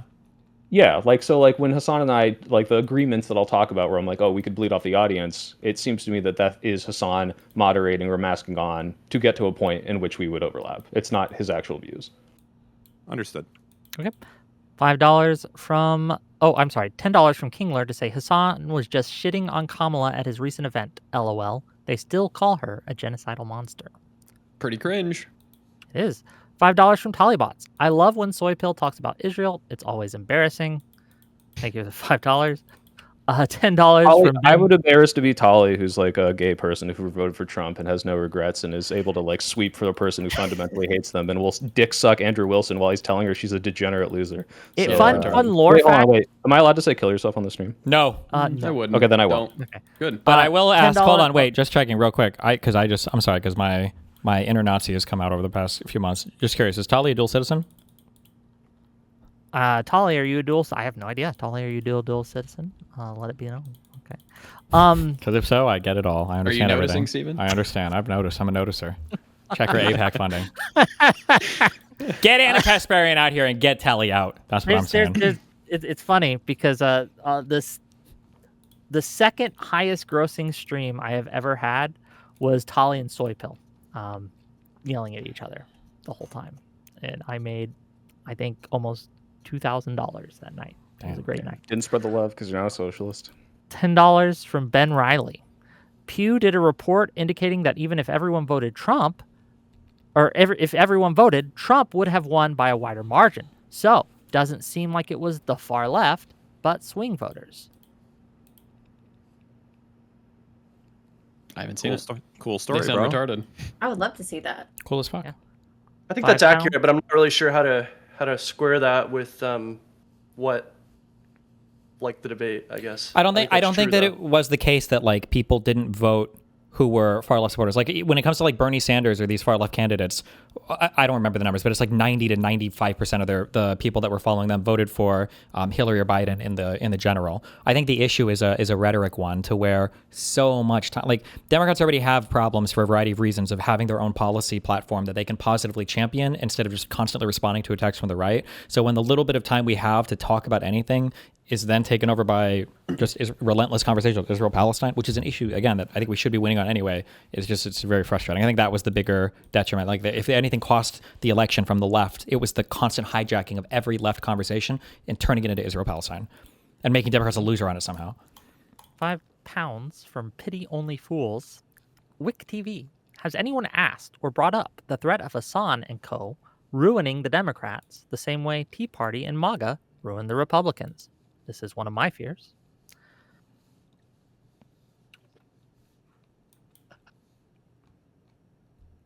No, Sorry, I was laughing at There's a the question to food. you. Someone asked me they wanted to see my food. I'm sorry. Oh, the question sure. wasn't No, directed to me. yes. One of the things that I'm worried about is that what happened to the Republicans, how they were hollowed out basically by MAGA and their extremists, will happen to us. We'll make a deal with the devil and say, hey, we have to kind of give our psychos the mic in order to beat their psychos.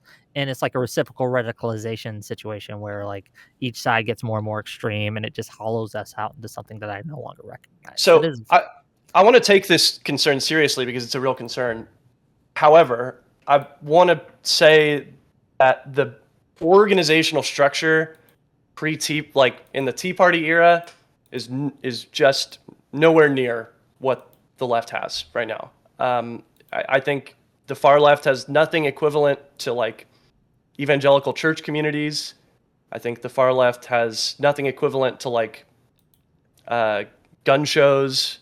I think the far left has just a whole for a lot of reasons, I'm less worried about a truly, like, I don't know, communist style Tea Party, I guess. But I take the concern seriously, and I think it's something to worry about. I just don't think that the organizational structure is there. I largely agree with that. But it's not about that. It's about the enemies using the extremist fringes that we have and then seeing like, hey, look, hung out with this guy. Yeah, that but means you guys love them. Sort That's of a slightly issue, separate right? question. Yeah. $5 from Ove959. Soy pill is so brain broken. Losing issue for Dems the more they talk about trans, genocide, fetishized feminism. I don't know what the last one is. But I call me brain broken, but like throwing out the 2016 buzzwords to talk about something that's completely irrelevant to this panel is kind of funny. $10 from Anon's Spider. Call me Spider. Why is there no onus on Hassan to meet liberals in the middle? His goal is to take over the party, so why invite the vampire into your house? There should be an onus, and we should be criticized for this. But if you know he's not going to and still think you can have a utility from him, that's my prescription, is to take that utility, if you can. Again, by the way, just to be clear to everyone arguing on this panel, if you can show me like this is absolutely more detrimental with like a substantial amount of empirical stuff, I'll change my mind. Why, like, I don't know why you keep saying that when that's literally impossible to demonstrate. I'm not saying it because I'm like, oh, definitely this is going to happen. Signal, I'm trying right? to subvert you with a. Like if no, I were to ask you, can you show me how they're beneficial, like with absolute stats and anything? You can't show that either, right? You have nothing for that. If I can show you Hassan got X amount of people from his audience to vote for a candidate that we both agreed with, this would be empirical evidence that he's helping. No, it wouldn't be. You would have to show that a higher percentage of his audience voted that wouldn't have otherwise, that voted for in like a general election. I mean, you're never going to have. And also, other people. Even just the thing that you said. Can't prove it in the way that would disprove me. How do you know the opposite is true? Because you look at the broader events, you look at the environment, you look at what was the movement of all of these people prior to the election. It was all anti-Dem. All of it was anti-Dem. No. I am aware that Hassan is detrimental to Dems, especially in the general election. My question is, this is going to happen either way. So how do you know that was worse because you platform him? I think it was worse because the only reason why these people were so anti-Democrats is because they thought they could get a seat at the Democratic table. That's why they didn't bother protesting the Republicans at all. There were no anti-war, anti-Palestinian genocide protests for Donald Trump, right? Is because they didn't think they would have a seat at the table. I think that if they knew, if the Democratic Party was like, these guys are fucking weirdos, we don't work with these guys, I don't think they would have been anywhere near, well, they might have still tried to do things with the Democratic Party, but they would have had to make actual policy overtures to work with them instead of just trying to corrupt them. The only reason they were able to did as much as they did is because they knew that they were seen as like somehow being on the same team. Okay, I'm gonna speed run these because I know that speed run these a little bit because there's a lot of them, and I know I want to be cognizant of people's times. $10 from Avistal. Soy Pill says, I'm just saying a lot, and it's setting off fifth column fuckhead alarms big time. $5. What's fifth column? I don't know. Fifth column, like they're like a subversive element, as I understand it. I could be wrong. Let me look. I want to reassure anyone who thinks I'm subversive. At worst, I'm stupid. Okay.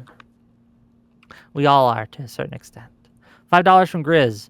I think Hassan stinks on ice, but how much do you guys think the internet ignorant Democrat is going to vibe with him? Thank you guys for the stream. You're welcome, and thank you for the $5. $5 from Alishness. I want to answer that one actually, real quick. Sure. Quick. The fact that my like libtarded mom, and she's like these people, like my parents have TDS, like actual Trump derangement syndrome, bringing it up in completely inopportune times. TDS, liberal resist, Stephen Colbert watchers. Okay, the fact that my mom could be like, why don't you like do what that progressive Hassan does? And I'm like, Mom, how the fuck do you know who that is? Like, I think far more people who don't understand his radical, insane beliefs know about him, and I think far more of those people are winnable. And again, this is just a vibes-based thing, and I'm empirical data for that. But stuff like that leads me to believe that like a vast majority of people that are aware and might hear from him are not people that are fucking commies and anti-Semitic. If we're going by empirical And I stuff, just- the overwhelming, like the polling data shows that Hassan is not popular in the Democratic Party, though. I mean, if we're going to appeal to that, which would just That's be, also true. Also, there is no such thing as Trump derangement syndrome. There is no amount of too much hatred you can have for him or the people in the party. True. Dan, this is an example I always use. My dad, we're like watching like a movie, and there's No. a train in it, and He he's should like, be talking "We'd have more." trains like that if Trump wasn't president." I'm just like, Yeah. fuck, like, Yeah, there's no amount of hatred that's too little for Trump. Okay. $5 from Alishness. I I was agree. on a That's a right-wing good debate take. panel recently, convincing the far-right audience and panelists that we do not associate with Hassan. I get it now. Fuck him. $5 from Rob Red. Soy pilled should now be Hassan pilled. $5 from Ove. Soy pill, you are so bad faith. Wherever you are pressed on the issue. 2 questions down. Oh, I don't know about that. How We can love I Soy get Pill paid here. to have people shit talk me? This is like, and you're not even getting paid, Soy Pill. Are you getting Yeah, a I'm cut not. of this?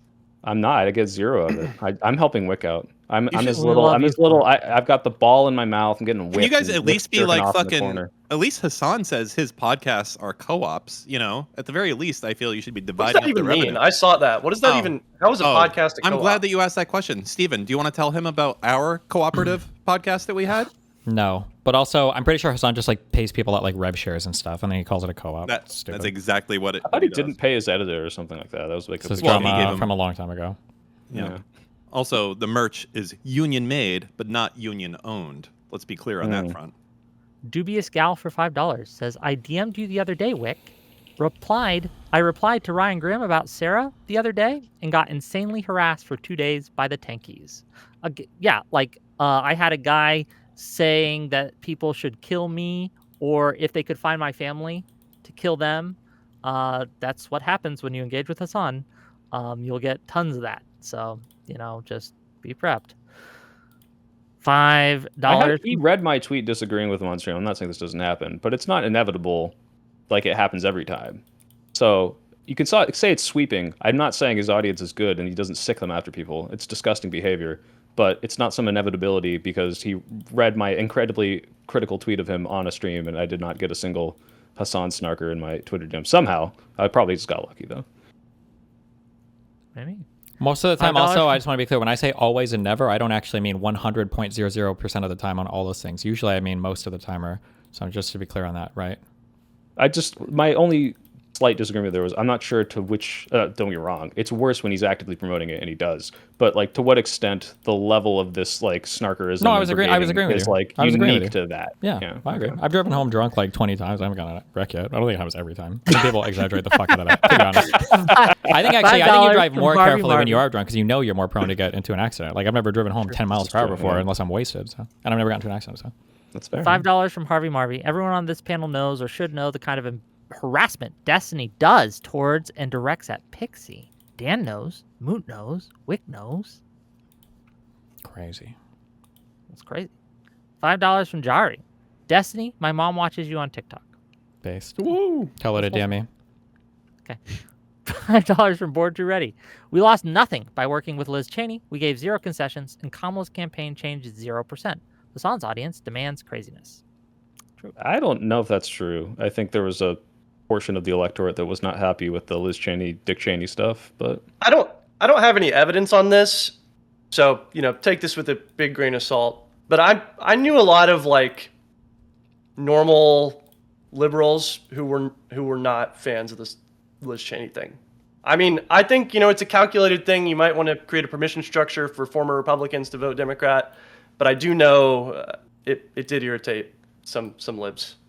I think this is another issue where I would just argue it's a messaging thing that got captured by the left. Like, Liz Cheney was one of like 3 Republicans who had the actual moral backbone to stand up against an out of control and unhinged Trump administration. Between her, Kinzinger, and I would say Pence, like, these are people that, like, when the time came for them to kind of stand up and do the right thing, like, she joined that J6 committee and she did a really good job on it.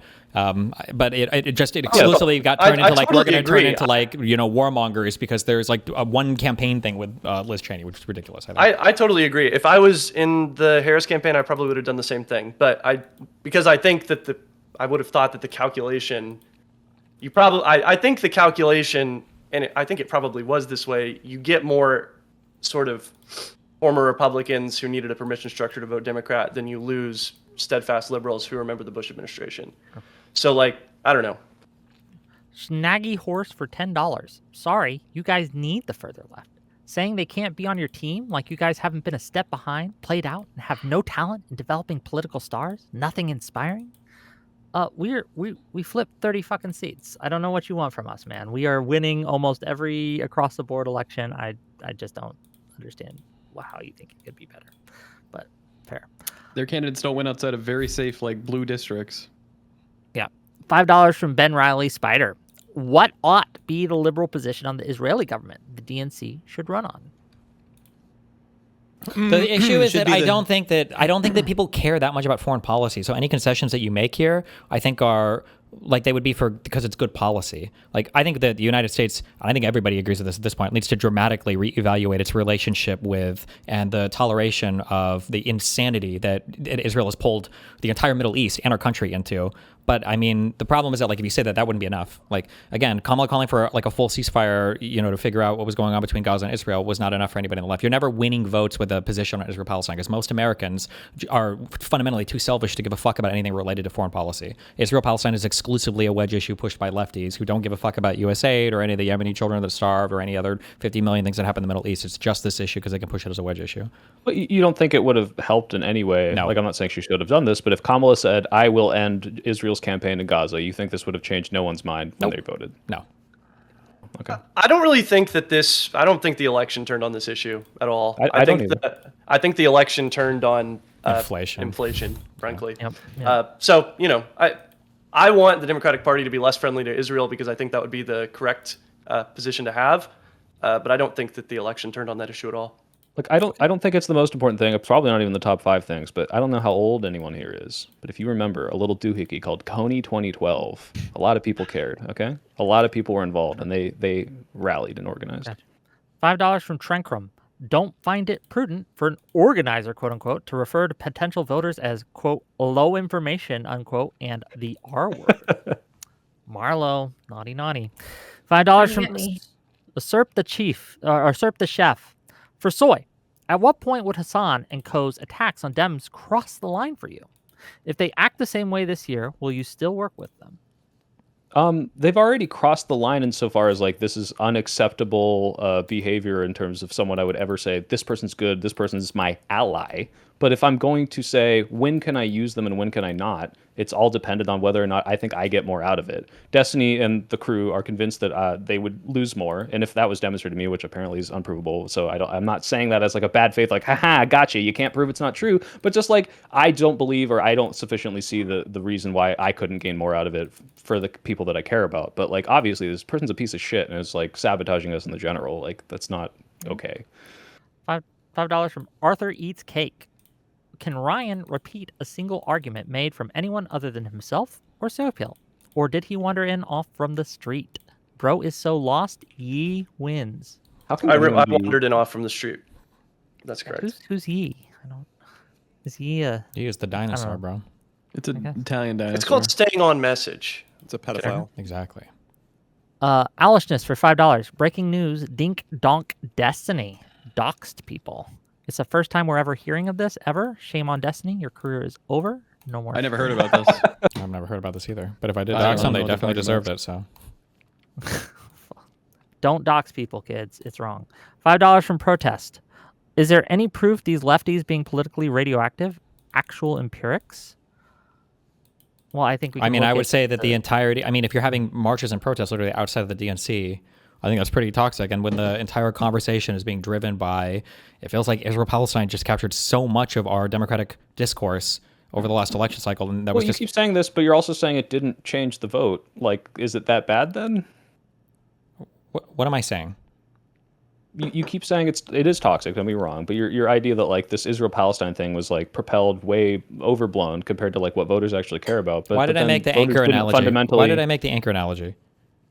Right, but are you saying that voters did care because the left told them to, and that's why they didn't vote? I'm saying that the conversation was hijacked and used exclusively on the far left to attack Democrats on Israel-Palestine. So every time the issue was brought up, it was to hurt Democrats, and then we couldn't talk about any of our and then we couldn't talk about what we wanted to do for policy or any of our positions because we were just constantly fighting off attacks on the left and right.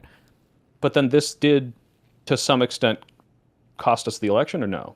To some extent, I don't know how to measure it exactly, but yes, it's damaging when you have to constantly talk about an issue that people on the left are bringing up that's only detrimental to you. But then I find that incongruent with the idea that like if they had capitulated to this, which I'm not saying they should have, but like if they did and said, you know what, I'm going to stop Israel unequivocally, like that this wouldn't have helped if it hurt. No, because the capitulation would have killed you because you would have lost the majority. You would have lost way more voters than you would have gained on that. Okay. Because old people in the U.S. were still at that point, and even largely today, old people just simp like crazy for Israel. $5 from Ben Riley. A new rule. If you don't understand Dedekind piano axioms, you are forbidden from using any STEM metaphors. Okay. $20 from Dunziald. Why are there so many people that are saying debate is bad and that they wouldn't vote for someone who doesn't support M4A in Ryan's chat? Do you disavow these fans, Ryan?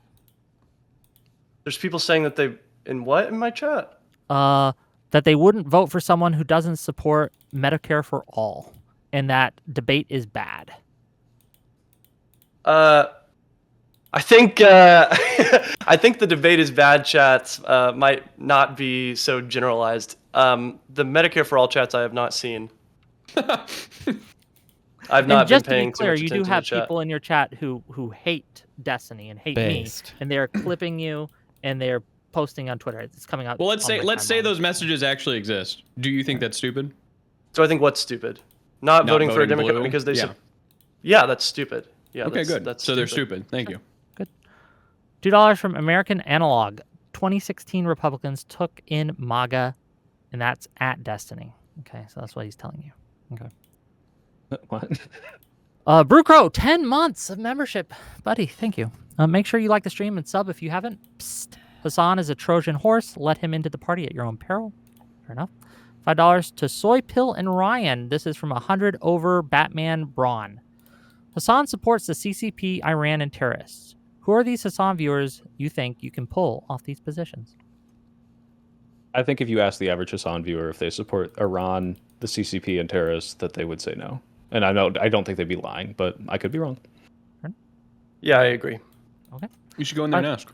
Yeah, $5 from Traceless. The lady is wrong. Destiny is based. To his point, it would be like Gavin Newsom campaigning with Erica Kirk, someone that would completely sabotage. She might give us a good fireworks show. I don't know. $10 from Captain in the Fireman. For Soy Pill, do you think it's any coincidence that people like that dude with Hassan tattooed on him and other Looney Tunes end up in your chat? Ogre Boy. It's not a coincidence. Ogre Boy has a connection with me because I facilitated people yelling at him on Live and Learn, but I'm also tried to explain him in good faith, even though I disagree with pretty much everything he was saying. But I don't think he watches me for my communist sympathies. Okay. Brew Crow for 5 Wick TV gifted memberships. Thank you. Fancy Tea for $2. Take Jenk. Trump won and he looked right, not left. $5 from Alishness. The thing is, Hassan doesn't care about America. He'll throw a wrench in the political system, laugh at the chaos, and then leave for China. General Grievous, $5. Endorse at a national level for a mayoral candidate when this has never been DNC policy? When Mamdani was uncommitted and refused to endorse Kamala? I don't know if that's last part is true. Is that last part true? I think that's true, yeah. Fair enough. $5 from Fallen Skies. Even if we assume all of Hassan's viewers lived in New York and voted, that still wouldn't have been made a meaningful difference in the mayoral race. $5 from Ben Riley. So I understand there are salient points. I do think Hassan hurts the Democratic Party by subverting them, especially in the general. But it's so weird that people keep bouncing back and forth with like he doesn't make a difference when he endorses, but also he's capable of immense harm. Like I imagine. I can't believe that you still don't understand this point. This is impossible that you still don't understand this. Is it? I don't know how many other ways I can explain this. No. Do you really not Sorry, understand? one more time. Wait, you can't. You I really don't understand understand my that one. point. I think that Hassan can get a significant portion of his audience to vote, and this is. It's not about voting. I'm saying that the rhetoric has been captured by the far left in a way that is only detrimental to the Democrats. It hurts our ability to campaign for ourselves. But that doesn't mean that they're strong enough to win an election on their own. It doesn't mean that. I'm also not saying that. I'm not saying he's strong enough to win an election on his own. I'm not saying he doesn't subvert the Democratic Party. I'm saying they always say like he's never able to he never moves the needle. It's barely enough when he endorses someone. Like I feel like he probably gets a fair amount of people to support someone when he endorses them. If you endorse if you can endorse a candidate that is unwinnable and you move them from 5 points to 10 points, you're never making that candidate win. But if you're taking 5 points away from somebody who's in a competitive place, you're making them lose. Do the numbers make sense there for you? Okay, then what don't you understand about so you can add. Well, yeah, but if he endorses Mamdani, and Mamdani why are you bringing up Mamdani? This is it's not anything to do with this race. Well, because he endorsed him. What do you mean? He had nothing to do with Mamdani winning in New York City. This is the mayor of New York election, one of the largest elections in the United States of America. He's running against Cuomo and a crazy mobbed up dude. He had nothing to do with it. He barely swung the needle at all. Why would Mamdani I gotta get to this, to talk to because him? He was being used to attack him. Because Republicans were using Hassan as an attack point. He could have hurt Mamdani. Mamdani could have won bigger. Possible. Who knows? $5 from Elder Boys. Why is Doobie donating to Soy Pill when Destiny is on the stream? I thought he told Wick he wouldn't do that anymore for this channel. I don't know. I'm refunding all of them right now. No, take his money, spend it, get a nice hat. Okay, $20. Why are you saying I don't have a nice hat? Your hat, you can have a nicer hat. Let's just say that. Okay. Gold plated. $20 from Dunziod. By the way, at Destiny, there is a JStalk alt and a couple of his Discord members in Getty's chat right now, already poisoning the well. Crazy. $20 from Grassroots Hegemon. You cannot equate Talibots with fucking Hasan Piker. Hassan is a genocide and sexual assault denialist. Talibots is not. Ask Tali if she thinks Israel's doing a genocide. Tali, what do you think? $5 from 556. Primary votes don't matter if commies don't vote in the general for the same candidate. After their dog shit pick loses, why team up with those people? $20 from Odeshara. Why would you want to work with Hassan? He runs MAGA-style disinformation campaigns. For example, to call Gavin Newsom transphobic after his 21 years of pro-LGBTQ policy and legislation. Straight up slander for no reason. $20 from Shaggy Horse. Why are you guys listening to Destiny on this? He knows debate. No shown talent in political strategy, campaign marketing. I mean, he still wears zip-up hoodies. He hasn't even figured out clothing for himself. Sorry, Destiny. True. Okay. Look at this guy. Look at his fucking jacket.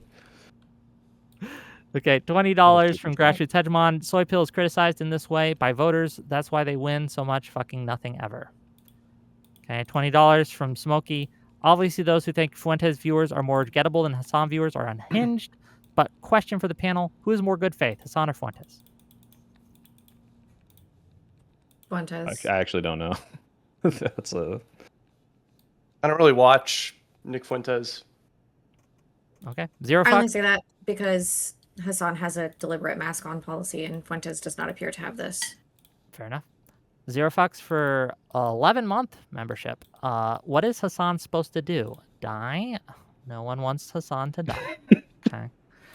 60. I don't even know what those are. What does Soy Pill mean when he says he's against the Israeli project? I'm gonna be right back. I'm the sorry. idea that you don't want to hear this, Dan. The idea that the only way to sustain the state of Israel is to ethnically cleanse perpetually. If that's the only way to sustain it, that's what I'm against. Yeah. Okay. $10 from Protest. Mootin is a regard if he thinks the average Hassan viewer is the one who watches the stream. The average watcher isn't in his chat. They watch YouTube videos and never comment. Mootin, you gotta... I think I'm that's a true for retard, yeah. most What do you streamers anyway, right? Like most people lurk, most people don't really engage. Okay, most people Yeah. watch me live. No one watches me after. Well, 4 days. but that's all you do, Wick, is kind of the point. True. Like your whole enough. platform is that. Also, by the way, Wick, I was watching one of your VODs, and I have to tell you, you can clip out the fucking part at the beginning and make it start when everyone starts talking, and it takes about 2 seconds. You're getting all this money, and you're not putting in the work that is required of you. You're being an irresponsible streamer. I'll say Probably that. true. It's probably true. I will take that criticism. You were probably just correct. And buy YouTube Premium. Fair enough. $10 from the Shaggy Horse. Wow. Democrats can flip seats during this hideous administration. Wow, what a surprise. Let's act like that's just because of how inspiring Democrats have been and how just popular you guys are. Fools.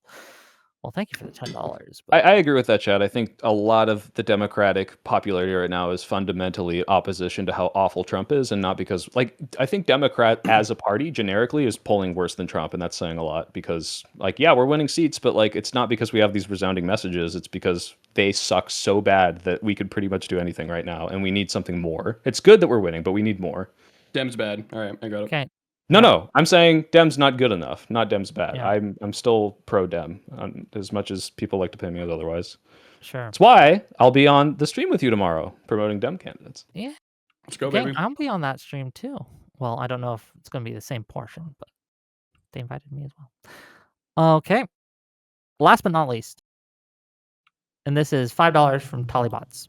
No, Israel is not committing a genocide, Shandi. Okay. That's your answer. All right. Well, there we go. All right. Okay. Gang, why don't we give final outros? Tell people where they can find you. And I want to thank everyone for spending their time with me today. I know it gets heated and we bump fists, but that's just what you get on Wick TV. We're going to start with, well, Dan's not here. We're going to start with Destiny, and we're going to let Ryan actually have the last word. So go ahead, Destiny. I think that the Democratic Party needs to find itself. It needs to build a strong center-left, pro-liberal values platform. We need to show that we can do things like supporting trans rights, even when Republicans are fighting against us, but that doesn't mean it has to be the maximalist 52 pronoun whatever position that crazies on the internet are saying. I think that we can be strong proponents of civil rights across the planet. That means that we can defend Palestinians against unhinged actions of Israel without saying that the entire state needs to be destroyed and abolished. But if we ever want to make progress on these positions, the center left needs to start having leaders. It could be people like Gavin Newsom or whatever else, and they need to stop constantly trying to attack these leaders with every single person on the far left and a lot of our center left establishment as well. Watching the New York Times write an article calling Gavin Newsom homophobic is just unbelievable to me. So I hope that the moderate left people can find voices and realize that they don't have to extract those from the far left, and I think we'd all be better off for it on the center left. Thank you. Marlo, go ahead. I think that Destiny's absolutely right there, and that if the Democratic Party wants to build an established platform of classically liberal values, that they should message those values in a granular, hyper-local way. And I'm going to keep pushing this because tankies are able to be won over. We don't have to offend swing voters and independents in order to bring tankies in, but we don't have to court tankies like it's our fucking job either. They live in our neighborhoods, they work in our coffee shops, they'll vote for our city council members, and they can be brought into the electoral process and convinced that it's worth participating in. Okay. If I missed your super chat, I'll get to it. Just retype it. When I refreshed it, apparently it messed up.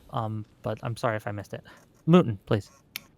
If you're not willing to vote blue, no matter who, I'm not going to listen to your voice. On Saturday, Steve's going to be doing Israel-Palestine debates, so tune in for that.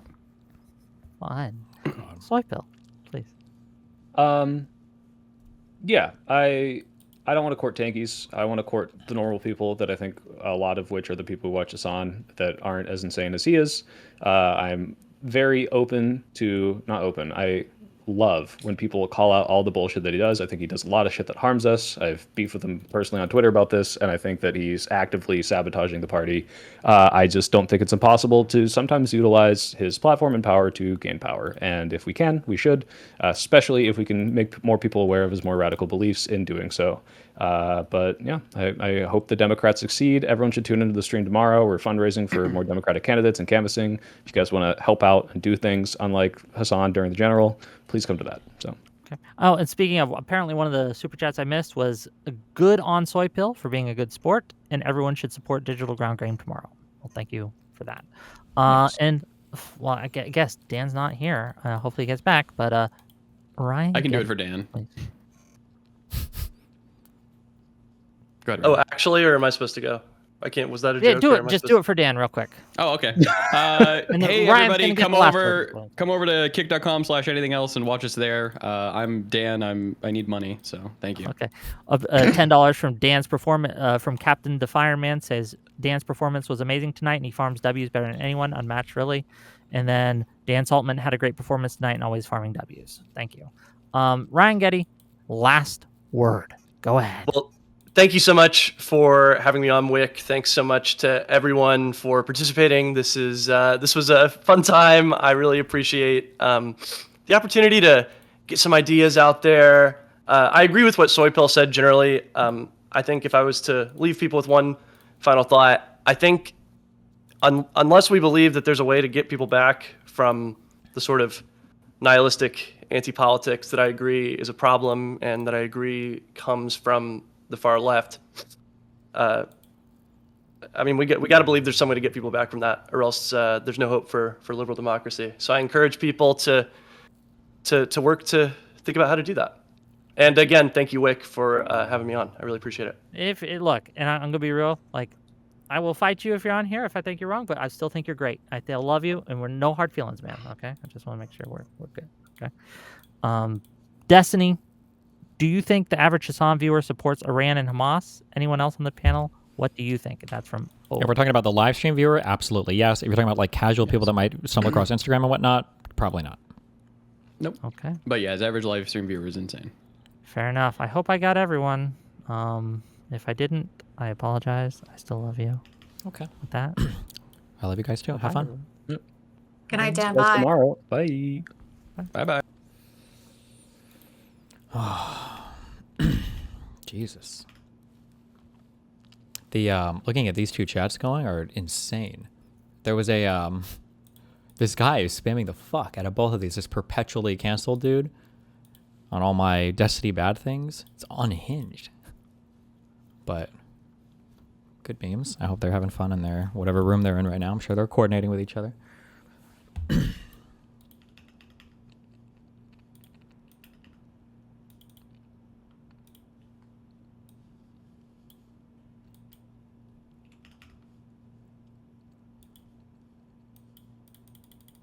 I have to do